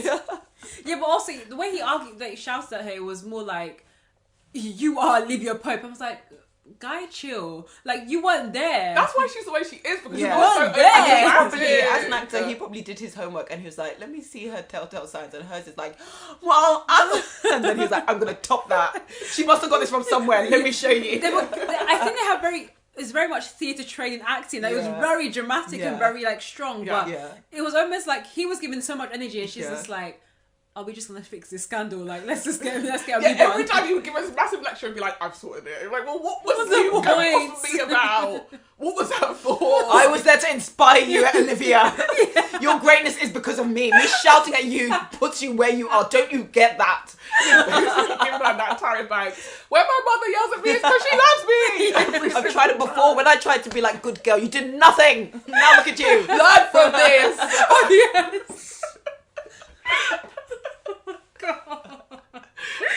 A lot. But like sometimes you would sit down and watch something, like, you have to laugh because it's so overall. I think when I wacky twist. It was so you'd be like, wacky. do you know what the hell is going on? That happened for me at that clock season 4 onwards. But the series 1 to 3, I was like, I'm here. Like, Olivia, Fitz, get together. I was really falling into the story until she turned heel. She turned to become a villain. And then everyone started to just be killing each other, twisting When they brought Jake in, I said, Olivia, Jake, let's wrap this thing up. Yeah, they were like, no, we just need Jake because he's handsome and we need to put him in there. You're putting Jake through and too also much. it adds like, will they, won't they? Yeah, Because like, it's genuine, like, all confusion. He's hot, will they, won't they? She bounced from one white guy to the next white guy. It was getting crazy. I said, all this woman is one good black friend to be like, enough. Enough of this In now. the image of Viola Davis. Wrap They had those it up. You're sitting here being like, you pride yourself on being a professional. You're fucking the two people that you're not supposed to be fucking. What are you talking about? This is how I work. This is how I get under their skin and I know who they are. Doing all the I can't hard work represent you're these people doing. unless I have effed them. At this point, look at what you're setting black women back. We're supposed to be getting to places of our own merit and you're fucking away to the No, door. don't put that pressure on her. She was still good at what she did. Yeah, she was great. She was Olivia. Not when she was distracted by Dick, which she was on a daily basis. But good on her, I say, sorry. because then it was empowering. Exactly. It's like, Actually, if I was a man, it wouldn't be a problem. Actually, Stop being distracted by Dick. but then the script, it was actually the president that was On tempted by her, not the other way around. Oh, so she never fucked him? She did, Yeah. but I'm telling you, One-way street. He just kept being like, please. She's like, leave me alone. All I'm gonna say is this: she slept with the leader of the free world, and he loved her, and he was gonna leave his wife for her and break up everything for her. He was gonna cause wars. So why for were her. we 3 seasons, 4 seasons in, they're still not together? Yeah, I can't help you Make with that. it make sense. Shonda Rhimes, I'm sorry, that's a question Make for it you. make sense. That's a question for you, Shonda Rhimes. Old dude's gonna leave his wife in season 1. It's now season 7, we're still not together. No, because actually he wanted to leave, but Olivia was like, look no, at you buying need into to Shonda Rhimes' maintain the peace. You need to, you are the leader of the free world, and then we need the world to continue. The world needs to turn on this axis, so you stay with your wife. So we're saying Fitz and Olivia getting together would undo the entire nuclear war would happen. Yes, Okay. because, you know... Question. Obama, was this pre-Obama or during or after? Just before. Just before, and then it Right, so continued. maybe she was like, impossible. A black woman as the first lady? There'll be too many questions. Well, we have one now. We have one now, Shonda. I mean, Shonda Rhimes, like Mindy Kaling, they do love an interracial relationship. She loves to swell. Absolutely, but She all I'm loves gonna to say, swell. even in Why is your penis on a dead girl's phone? yeah, Okay. what is this? You know Shonda Rhimes is gonna say black, white. At the end of the day, that's what I care about. No, but in How I The Met Queen Your of Mother, Bridgerton. she went through both though. You know, she experienced different races. How I Met Your Mother. Shonda Rhimes, Wrong show. Oh, How to Get Away with Murder. Yeah. Look, How is the beginning of both of them. It's an easy mistake to make. Very, very different shows. Different shows. If I found out Shonda Rhimes right on that show, Did you not see the swirl in How I Met Your Mother? There was swirl everywhere. That Robin. I mean, whose name is Robin and is not black? Am I right? Robin Thicke. Well, one thing I will say about her is that, like, she committed. She committed. I do not think that script was funny. No, but And I think the only person who could have made it funny would maybe be a comedian who would punch up the lines themselves. Because the actual script wasn't funny. So if you get someone who is not naturally a comedian, all they're going to do is read the lines that you've written for them in as best a way as she can. And I feel like some of her line reads, I was like, she's really trying to land this joke, But the issue was, I couldn't figure out who her character was. No. So at some points, I was like, is this supposed to be funny? Or are we supposed to... Like, she becomes quite neurotic as the series goes on. And I was like, oh, okay, I feel like you should probably establish that earlier. Yeah. So we could laugh along. Because up until now, I've just taken it seriously that she was really troubled. But actually, it seems like you're now trying to play it off as that she's, like, a bit silly. Well, that's where I think that the little her or the inner child work and having this younger version of her playing alongside her is supposed to add a bit to the comedy, because in the show, and just to add some more detail, of course she's a relationship therapist and she ends up therapizing, that's a word, herself to understand as to why she can't connect with people in relationships and why, you know, her quote unquote daddy issues, and trying to peel all that back. And then as she's doing that, there's this other actor called Jodie McIntosh who plays Little Paige, who is supposed to kind of speak to her, and they're supposed to like communicate as like inner child versus adult, and her trying to figure out, oh, you know, what would I have done if I was younger? Or, you know, I've seen that my dad abandoned me, and the little child is like, I wouldn't take that nonsense, or something. The child is supposed to be sassy and supposed to give a bit of comedy, and, you know, in the show, the dad, when he comes back from prison, he had an ex-girlfriend who looks after Paige when she was younger, but also she seemed to be a bit dodgy. It sounds complex. It's not. I mean, it's not actually not. It's not very that complex. flat I think level when you watch it. And maybe start making it complicated, but basically that woman that was the girlfriend didn't like Paige, or Paige didn't like her. And there's a lot of scenes where the little Paige, the little girl, comes and kind of plays off what she would have said to the woman had she had the guts to say it to her. And I think that's where you find the comedy, but I didn't find that part funny at all. No, I also think that it doesn't land because that construct of Little Paige keeps shifting.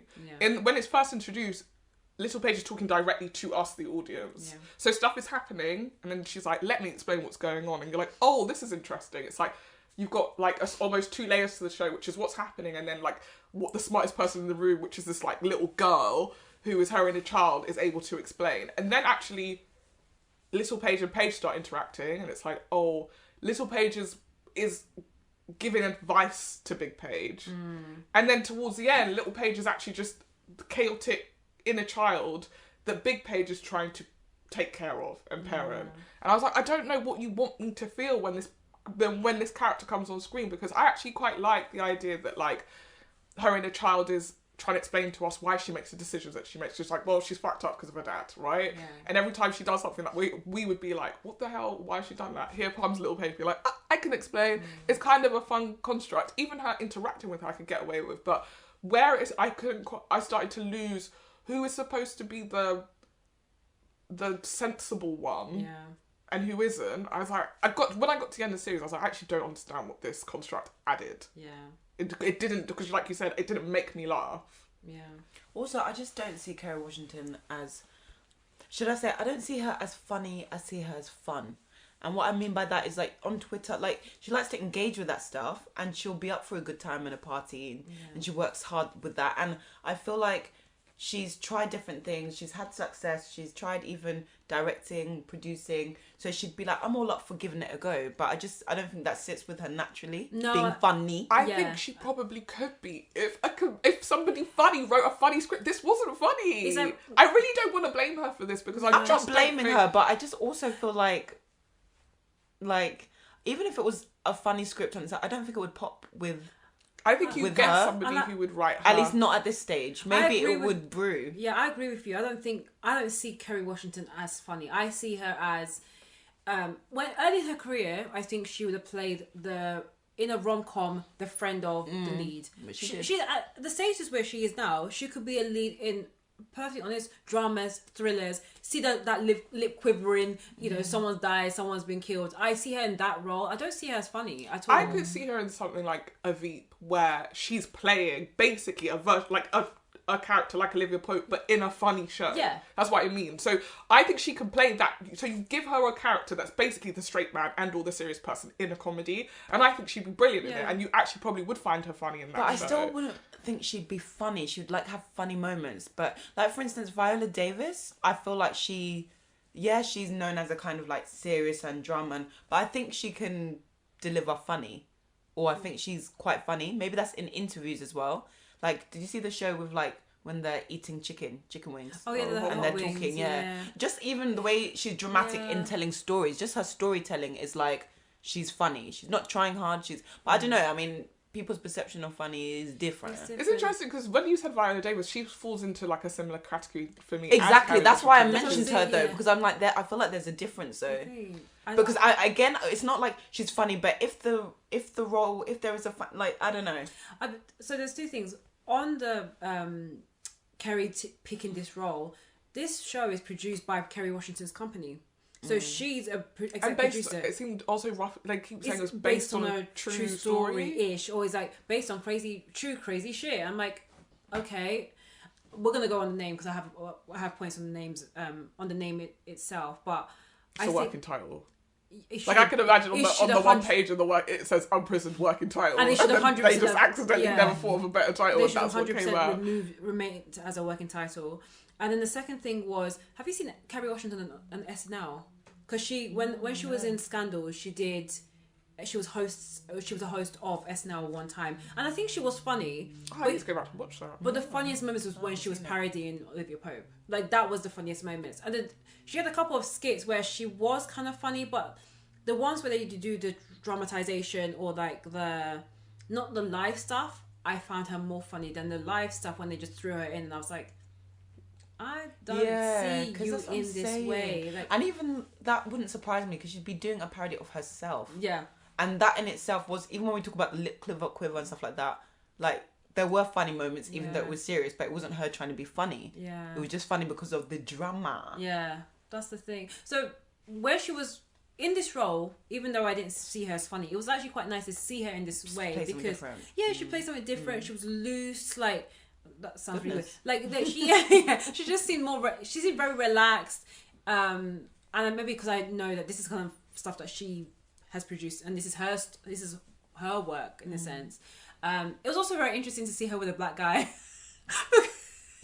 You know she's married to one. I know, that was so ironic because also they made a joke like, oh, so basically for context, when we first meet her, she's in a relationship with this quote unquote separated guy who's a white guy called Bill. You let me. I'm going to. I said Bill. Okay. White, like, you all know his name. Yeah, because you always hear people say it's wrong. It's Bill. Okay, Bill. I'm the one who's not chill. Bill. Bill, okay. Help, it's getting intense. So there's a guy she's with Bill. That sex scene was not needed. It wasn't sexy. I had to watch it twice as well because I didn't understand what was happening. I would not. Is that why you had to watch it twice? Yeah, I had to, because I was like, but in the first 5-10 minutes, I was like, this is not a show that you need to be looking at your screen to watch. So I had my headphones on and I was like doing stuff around the house. And then I heard, oh, do you remember when I put my thumb in your mouth? And I was like, what? So I went back and then I watched it and I was like, first of all, it's 2 seconds long and you just see them sort of rolling about in this bed. And at one point, he puts his thumb in her mouth. I thought he was referring to 8 years ago. And I was like, this was just now. And he's like, remember when I put my thumb in your mouth? And she's like, yeah, why did you do that? He's like, oh, I've just always wanted to do that. Why is that so significant? When I just say it was uncomfortable to watch. It was very horrible. Random. And again, it felt like, this is a joke. You know, people are going to go, oh, how weird. That's so funny. It wasn't funny. It was just weird. And it's the first episode. I didn't know if this is what they're into. I didn't know anything about these characters. I've walked in the show. I just feel like they could not settle on who this woman was. So that in that first episode, I couldn't work out if she's like, oh, she's got her shit together apart from this dad stuff, which could be interesting. Yeah. It's like she actually turned that time got her shit together about anything. Everything seems to be messed up. Episode by episode, the layers are falling side by side and you realise maybe the dad is okay. He's not, absolutely not. But no, I'm not gonna lie. By episode 4, it's like, I'm actually team dad. I don't like you. I don't know, the way that you constructed this show, I'm sick of you. Yeah, because I wrote it down in my notes. The gag about, I'm picking up my dad from prison. And I think that's supposed to be a gag. That felt very short and that felt very quickly because it wasn't funny by the time it got to episode 2, I was like, and the only thing I was waiting for was like, the fact that he's in prison, they're going to set it up that he's going to go back into prison because this is episode 1, he comes out of prison. What else is going to happen? He has already slept with the ex-girlfriend. He has already moved into the house. what else has this story got to show apart from he's gonna face the police again, which he does when he starts driving without a license, using the son Finn's car, and that's the only thing that that's a real threat. You think, oh goodness, he's going back to prison, but they let him out. Yeah, and then they let him out. The parole officer, who was black, who she then has a relationship with after Bill. That is like, okay, cool, great, and that's why I made the joke about her seeing her with a black guy, because even that was random. Yeah, it was. That was so random. It was like, also one thing to flag as well is that the show is constantly commenting on that as well. It's not even you talking about the actor Kerry Washington always ending up in like a swell relationship. The show, the minute her dad gets out of prison, the first thing he says to her, "Are you dating black guys now?" Yeah. And she's like, thanks a lot, Dad. We live in Minnesota, so not really. As I guess implying that there are no black men in Minnesota. Mm. But throughout the show, it's like her son is mixed race, but we don't know who his dad is. Bill is white, and the dad's like, you just date Bill because you like mediocre white dudes. And then she dates Mal, his parole officer, and he's like, oh, finally you're dating a black man. And it feels, I don't know, they feel like they wanted to comment on race and people's racial type. The weirdest thing is the dad keeping on at her about it when Nadine is white. Yeah, true. And every woman he dates in the show is white. Yeah. So what are you giving her a hard time for? No, because it's like, obviously I had you and you're black, so I did my part with But then you find out her mum was a prostitute who... Oh no! Yeah. Okay. So while we're there, let's just get on. Wait, actually, there's 2 points. One about the Mal. His name is not Mal. His name's Mal. Yeah, Mal getting with Paige. Sorry, I couldn't buy that relationship, no. And it's not because they're both black, because we love because they met once. Yeah, they met once. It was. There wasn't even a conversation. It was so quick. And then 2, I just remember seeing that guy, Mal, he's played by Mark Richardson. He was in Dear White People. And so the last time I've seen him in the show, he was at school. He was a college boy. And now, a couple of years later, he's now getting with Kerry Washington. Kerry Washington is an established, like a little bit older woman. And I couldn't buy Didn't you also feel that about her sister? I was like, this girl's much younger than you. Kerry's sister? Yeah, her foster sister. Yeah, I was like, you two are not the same age. Yeah, I don't know what the story Kerry Washington looks good, let's not lie. Oh, they're doing that thing of like, oh, you're 45, but we'll say that your character is 30. Yeah. Yeah. And so we cast a bunch of people who are, 25 plays by women, and it's like, no. There's absolutely no way. You still look good, you look good. And let's not even say for your age. No, that takes away, you look good. Great. But also, I thought she looked kind of weird when in the sex scene with Mal. Like, the way she could clearly, they tried to stage it so you wouldn't see her breasts. So she's like kind of hunched over him, and I was like, this is actually very ugly. Yeah. Like as a composition. It was so uncomfortable. As a camera composition, like I don't like how this looks. Yeah. This looks really weird. I'll be honest, I did not go back and watch it. I think it went on in the background. I was like, cool, they're having sex. Great. Because there was nothing else. I was like, I'm happy that they're together. He was probably going to be a better partner for her than, of course, Bill, who said he was separated, said he would divorce his wife, but hadn't told his wife that his ex, that he was with Kerry, and her dad basically says, the fact that he's telling you everything means that you're the side bitch, and his wife is the main bitch still. And then when she asks him, the fact that he's telling her everything. Yeah, so Kerry. He doesn't lie to you, but he's lying to the wife. Oh, yeah. You're the side bitch, and she's the main bitch. And then they meet up, and she basically asks him, am I the side bitch or the main bitch? And he's like, well, I haven't told my wife about. And then she's you. like. And she's like, okay, so I am the side bitch. Yeah. Great. So then I'm just not trying to think if that is a formula. Do you know what? It actually makes sense when you said it. Side bitch doesn't get lied to. No, because you don't care about side bitch. So you tell her all your business. But side bitch is still happy to be side bitch. No, she doesn't. Basically, it's all... Well, you don't go up to the side bitch and say, hi, you're the side bitch. But you're very much like, I have a wife. This is the arrangement. So therefore you're happy to be side bitch, yeah. But there are girlies out there who are happy to be side bitch. Well, I think for her, she thought he was separated. That she was side bitch, yeah, exactly. Yeah. That's why I'm confused, because I'm like, but he told you everything. Yeah, but he didn't. He told her, I'm getting a divorce, and... so he didn't tell her everything. No, so he was in the process of getting a divorce, that was true, but there were other stuff, like she wasn't able to come to his daughter's wedding, so he was going to the wedding, I guess, with the wife. Yeah. As mother and father of the bride, and nobody knows about I'm you. just trying to make sure that nobody falls into the category accidentally of being a side bitch. I mean, some people have fallen into that some category. learnings here, maybe, to be People learned from the have. show. Like, I'm so sorry, but you know, someone has to be a side bitch in some scenario. One of you's a maid and one of you's a side. Again, as we talked about before, if this happens, you just take me to the side and tell me, so and so, you need to know. Hello, would you want to be told by your friends that you're a side bitch? Yeah? I'm still trying to grasp the difference. So I'm going to be here working and calculating. But he's I honest want to to be you, told but by he's someone I not trust. My friends, I would trust that they would tell me. Why would we know that? And he did. Is he Unless- involved with one of us? Unless... Yeah. Hey, that's my husband. You are the side bitch. Unless you saw him with someone, that's when you'd be like, mate, I wanted to tell you something. I've actually caught someone cheating before. Ooh. Have I told you guys this story before? No. This is honestly so random. So basically, my roommate at uni, best friend came to visit her. Yeah. When she came, she was telling us about her partner. I forget it was Dorothy. She's like, I love Dorothy so much, but like she can blow hot and cold sometimes. Like sometimes I'll call her and I won't hear from her for 2 days, and then she'll turn up and everything will be great. I was like, it sounds like this person too much. And when she left, I talked to my roommate. I was like, well, I think she thinks she's in a relationship and she's actually not in a relationship. And she was like, yeah, you know, I don't know what to tell her because it doesn't sound great, but she's really into Dorothy. Flash forward now 2 months. Bear in mind, I went to uni outside of London. I'm home, waiting for the bus to go.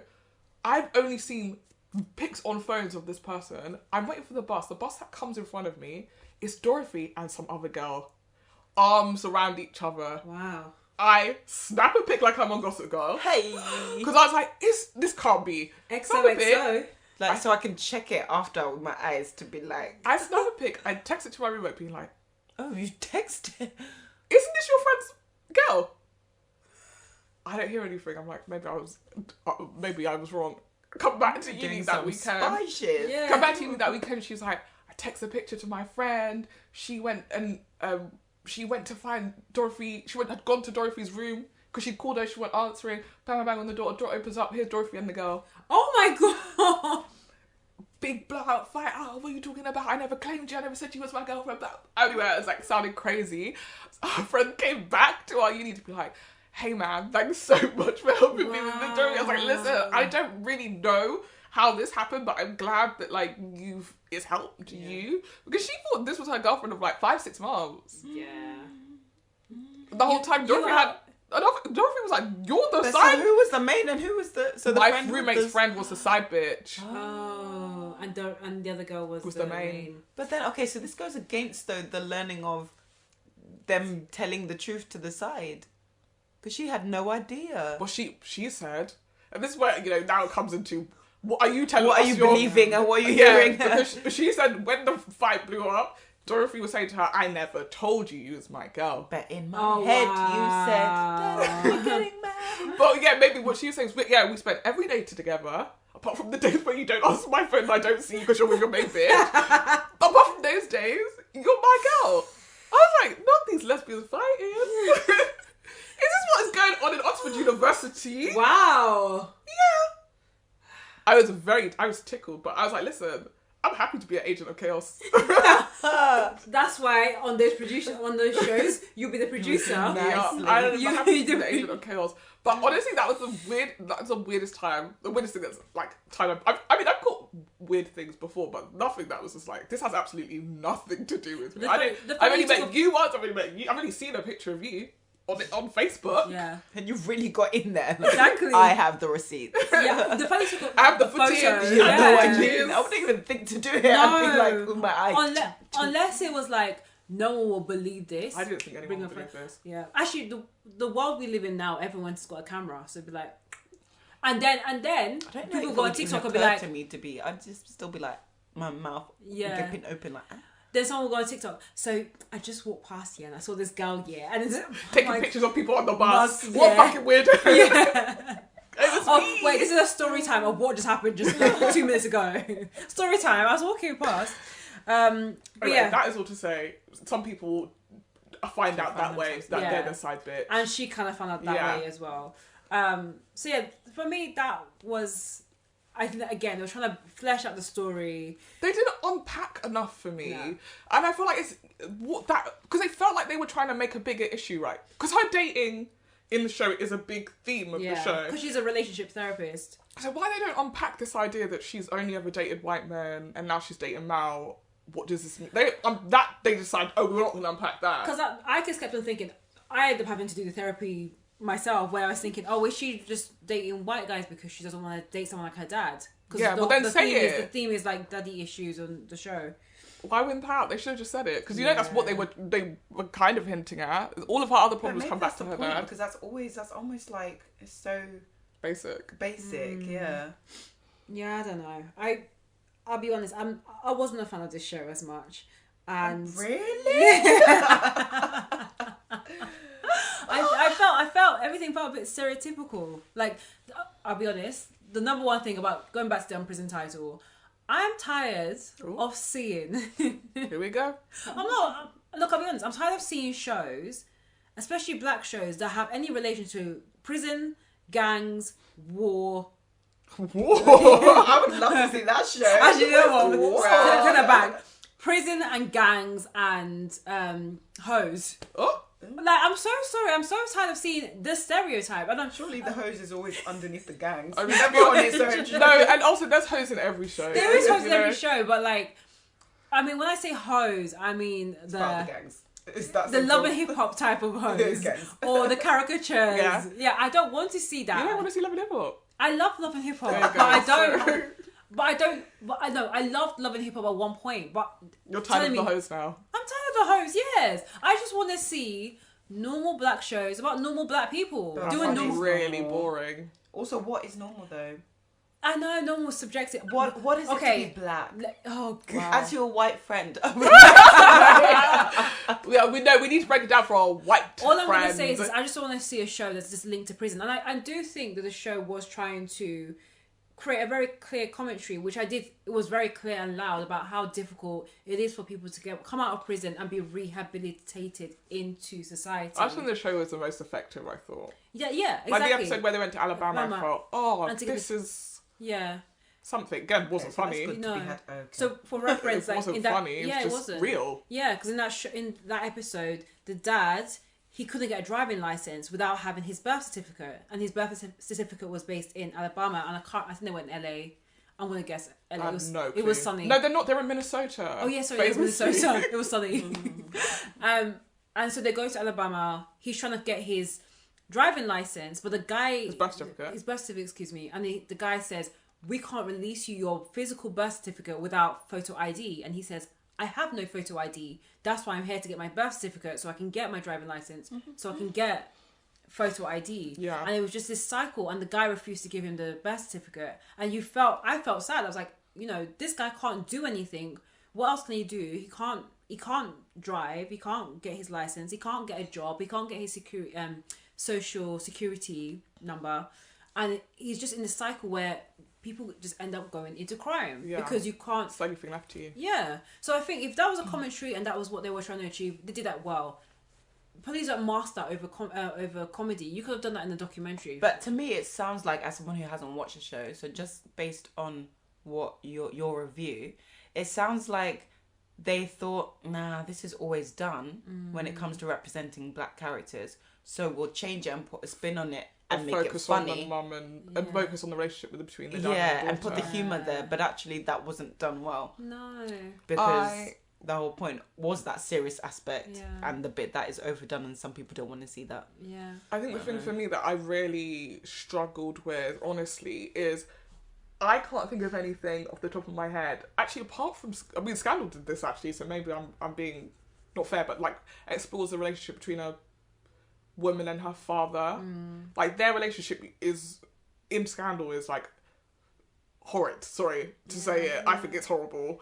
But it's interesting to get to see that. Yeah. Because it was very new as well. Yeah. It's not like he is like a bum. He's not a criminal or whatever. But like he's so rigid about who he wants her to be, and I want you to be powerful. I want you to be this. That he's not loving in any way, and they have this very weird relationship. It's almost like a business transaction, but he's her dad, and Anyway, it's very complicated. Yeah. And that I liked about the show. And why that's interesting is because, yes, stereotypically people assume, so dad and daughter role, the dad wasn't there or the dad was a bum.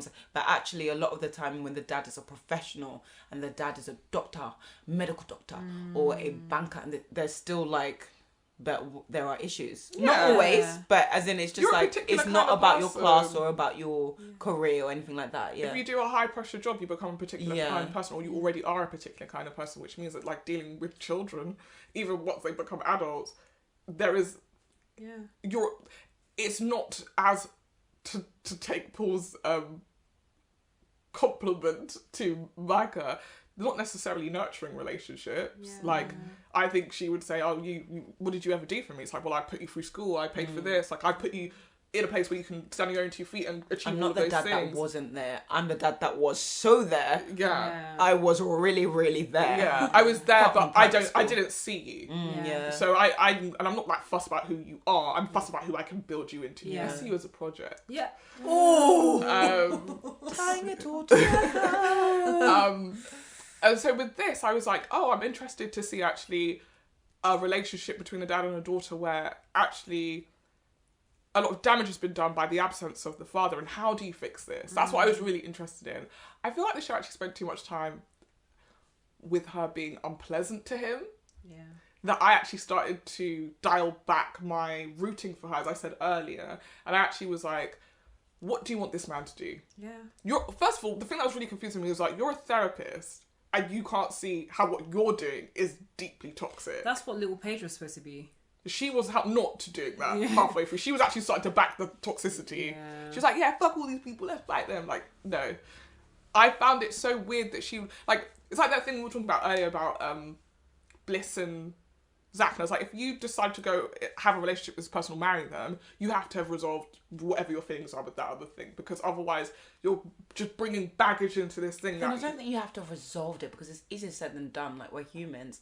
And our past always kind of follows us in some way, but you have to have worked on trying to I think resolve it. you can't. What you can't do is just go, well, this is what I'm we're just going to hold this against you. we're going to bring make comments up like that, forever. like I'm gonna be mad at you for. I'm gonna keep saying that. Yeah. And in this, there was a lot of like, oh, I've got you in the house, but honestly, I just think you're going to end up back in prison anyway. So like, oh, you're a bum, you're a liar. That's what you do. You're a criminal. I would never listen to you. I was like, how?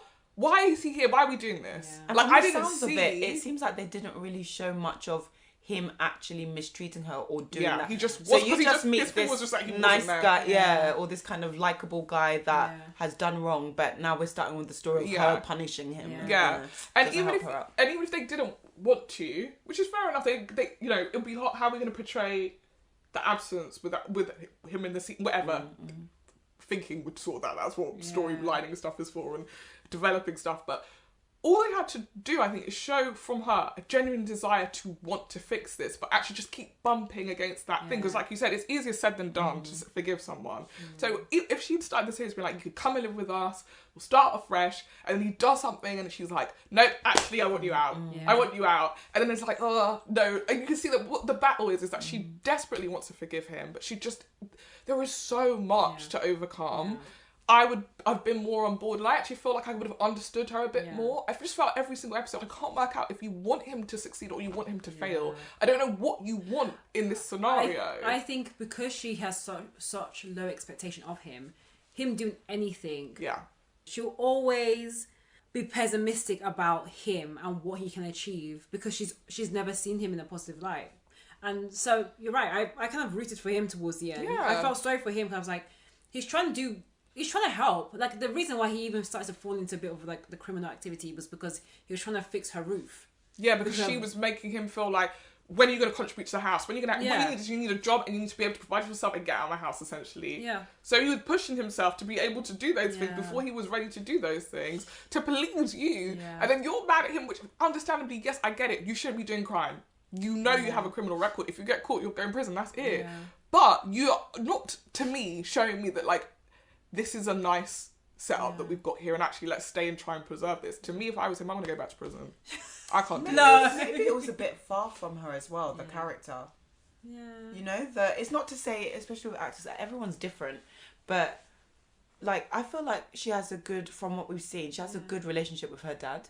Yeah. Like Yeah. in real life. This is Right. Kerry. Like, yeah, so it's like Kerry, I think she does, yeah. it was a bit of a stretch to be like, let me imagine like not having the greatest relationship. Then Yeah. also he was absent. Then also he had this and that. It's like she doesn't trust herself and she doesn't trust him. She doesn't trust anyone. And I think that starts to come throughout the show.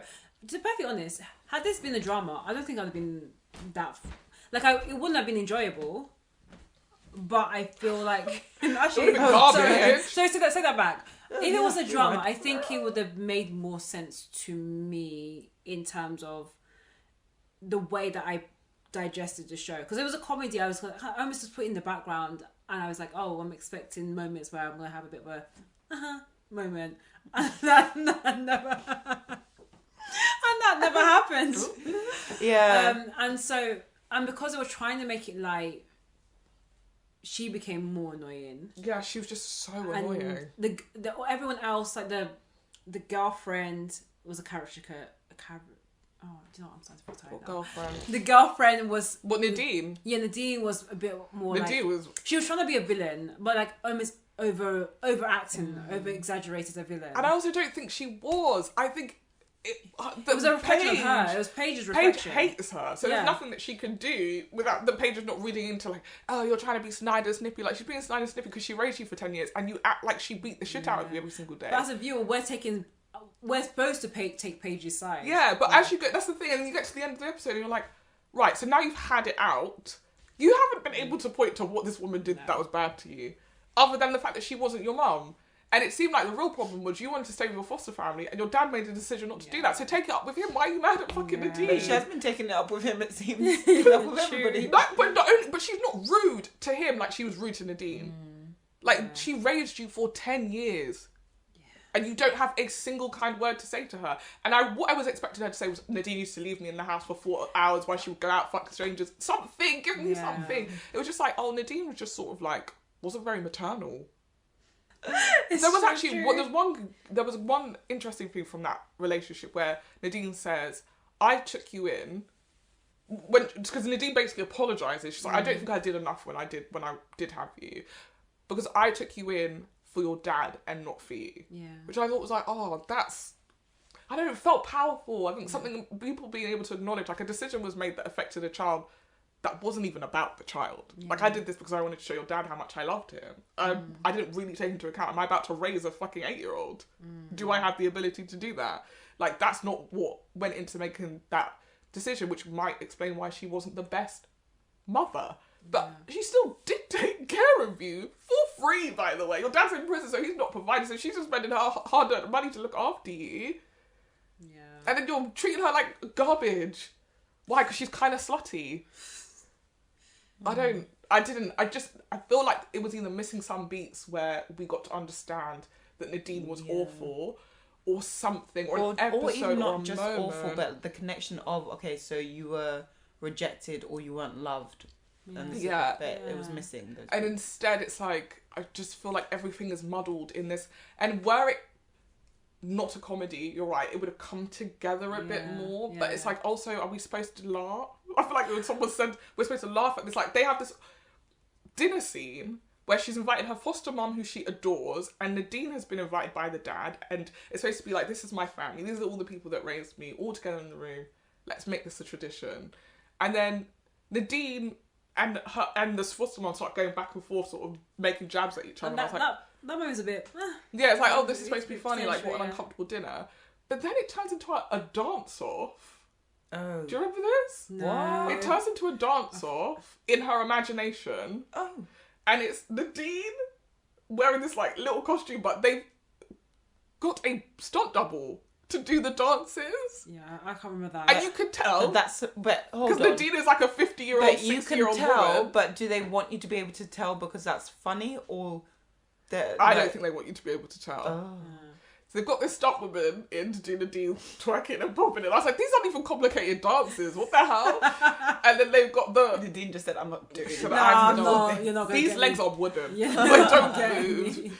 And then at the end, her and her dad join the dance off and do a little disco dance. And I was like, I don't know what you want me to feel at the end of this scene. Am I supposed to be like, oh, everything's resolved?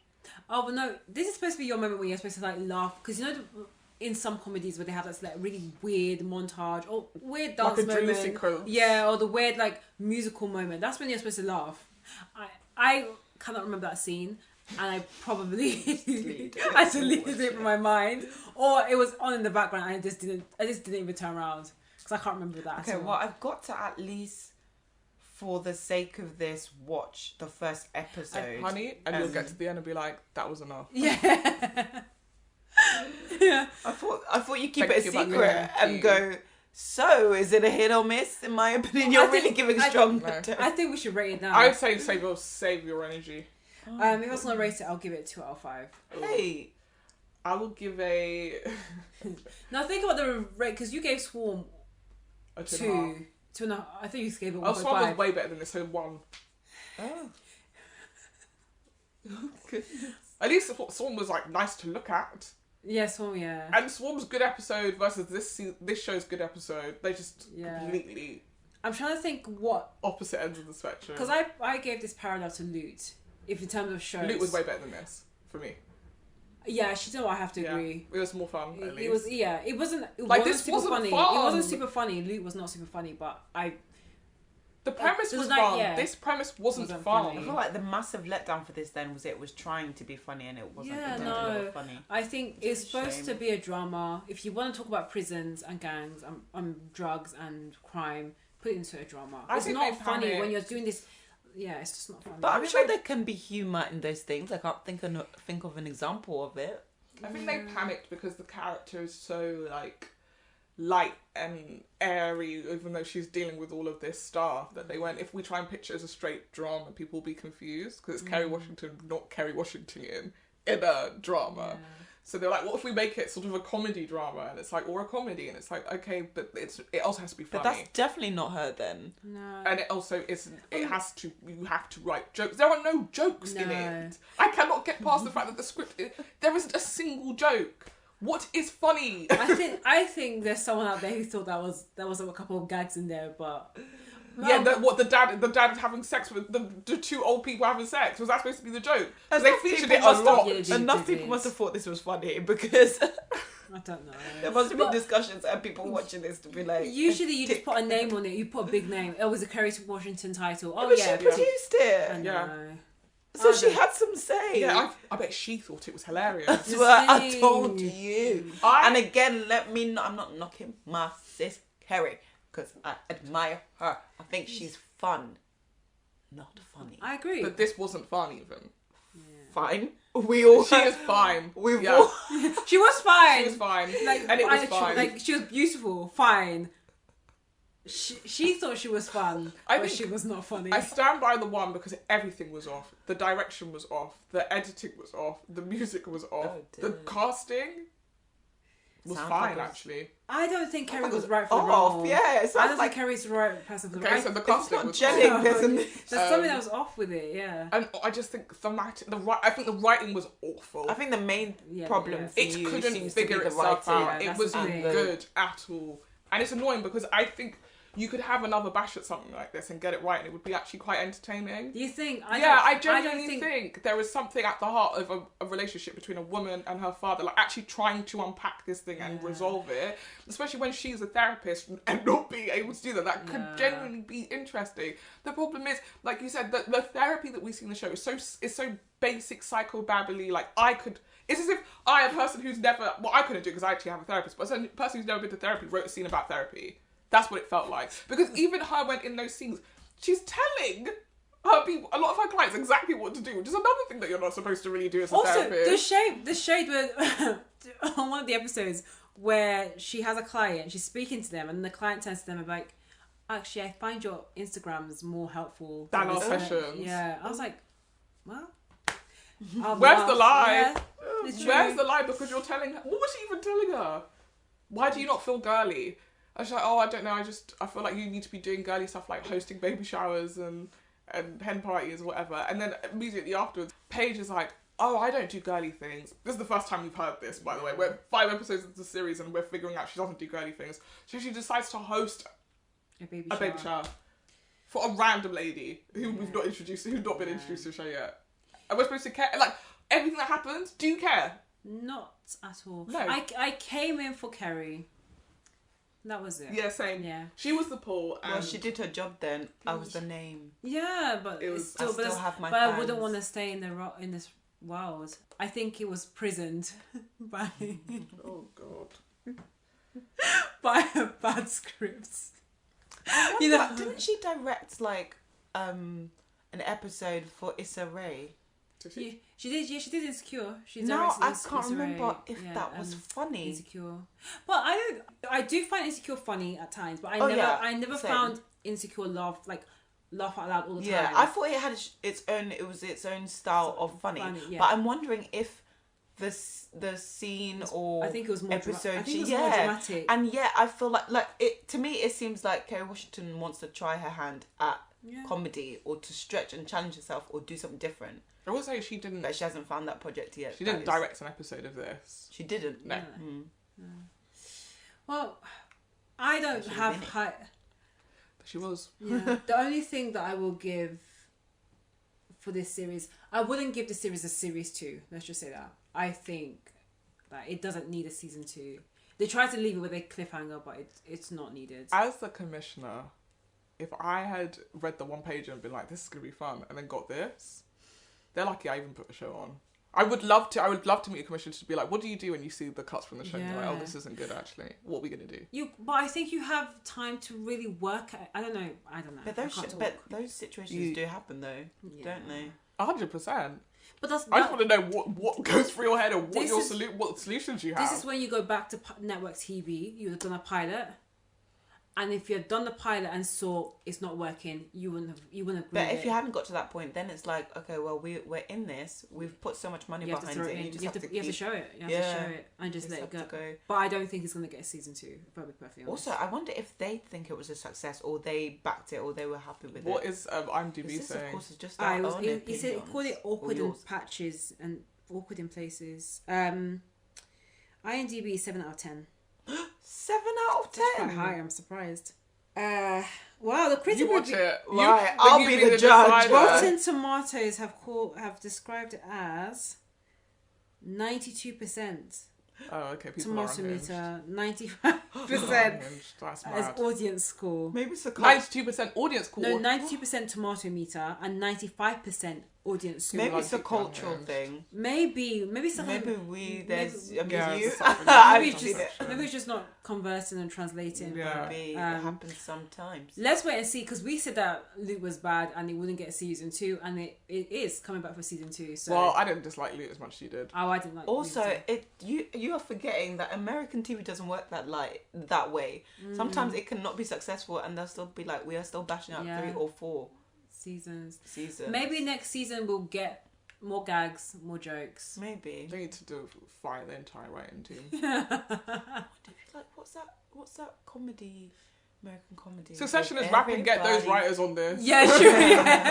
Everybody hates this. Yeah, you need- What's that? The Elementary or something. Abbott Elementary. Oh, you need to carry the whole of Abbott Elementary into this show. Delete this. Give us 4 more seasons of Abbott Elementary. Elementary. Done. But also, I wasn't. Don't hate me. That's But what I you're wasn't saying. a big fan of it though. So Huh? Well, yeah, exactly. Abbott Elementary. and Okay, this is cool. why your time as a guest is done. So let's wrap up. Let's wrap up Let's now. Let's get Speaking this of. off our channel right now. Sorry. So, speaking of next week, I'm moving on. What we do next week? Beef. We're having beef. We are doing beef. Oh, we're doing beef. We'll be doing beef. That's for dinner, but what are you actually doing on the show? Such a good joke. Your time is really Funny. up. See, I'm Your funny. time is I'm up, fun. man. I can't believe that you're going out like this. Just 2 duds in a row. I really game things, you know. Remember the early times. Yeah. Hold this in your memory, guys. This is the best that it gets. Yeah, so we are watching Beef. It's on Netflix. A lot of buzz around this. It stars Ali Wong and... Steven. So, that's next week. I'm actually really looking forward to this. So am I. It's from A24, who also did Everything, Everywhere, All at Once. Yup. So They've done a lot of things. Hereditary, Midsommar. Yeah, I've not heard of it. Perfectly honest, if it wasn't for Everything, Everywhere, All at Once, I wouldn't have. heard of A24. No, I wouldn't have rated A24 in that That's way. absolutely unhinged. I'm sorry, I've Let's just go not off, I guess. watched a lot of stuff from A24. Okay, fair. And also, I thought there were more films, not TV. Yeah, Yeah. they are. They were actually. This is their first proper TV thing. Yeah, so that's why I'm. But also Netflix doesn't count because it kind of blurs that line sometimes where it's like, this is a film, but we put it on. That's true. So I'm imagining a lot of cinematic vibes. It's definitely given that already. Yeah. But yeah, that's next week. I feel like A24. Correct me if I'm wrong. I think A24 are behind Euphoria. Really? Yeah, I think so. Interesting. Euphoria. Good night, guys. Okay, Good so night. No, I just actually ended here. No, We're going up. So we had to pause because lost Elijah was having Elijah's lost the plot. too much of a good time. Just overcome my joy. Thank you for having me. High as a kite right now. Really not. She just took the biggest bump of cocaine. I don't do drugs. She's saying, let's go again, but we're done. We do not endorse We're drugs done. on this podcast. We're done. But I just want to thank our guest, Elijah. We're going up. For coming on Why our don't we 30th start again with For our Elijah? 30th episode, we're now going to be wrapping this up so Elijah can calm down. Congrats. I'm so happy for you. I knew you could make it. Thank you, Elijah. But then, Would you like a cold towel to put over your face? What's happening? You're having a hot flush? and this has been Scripts and Giggles with Shoshanna And Marnie. And Lijah.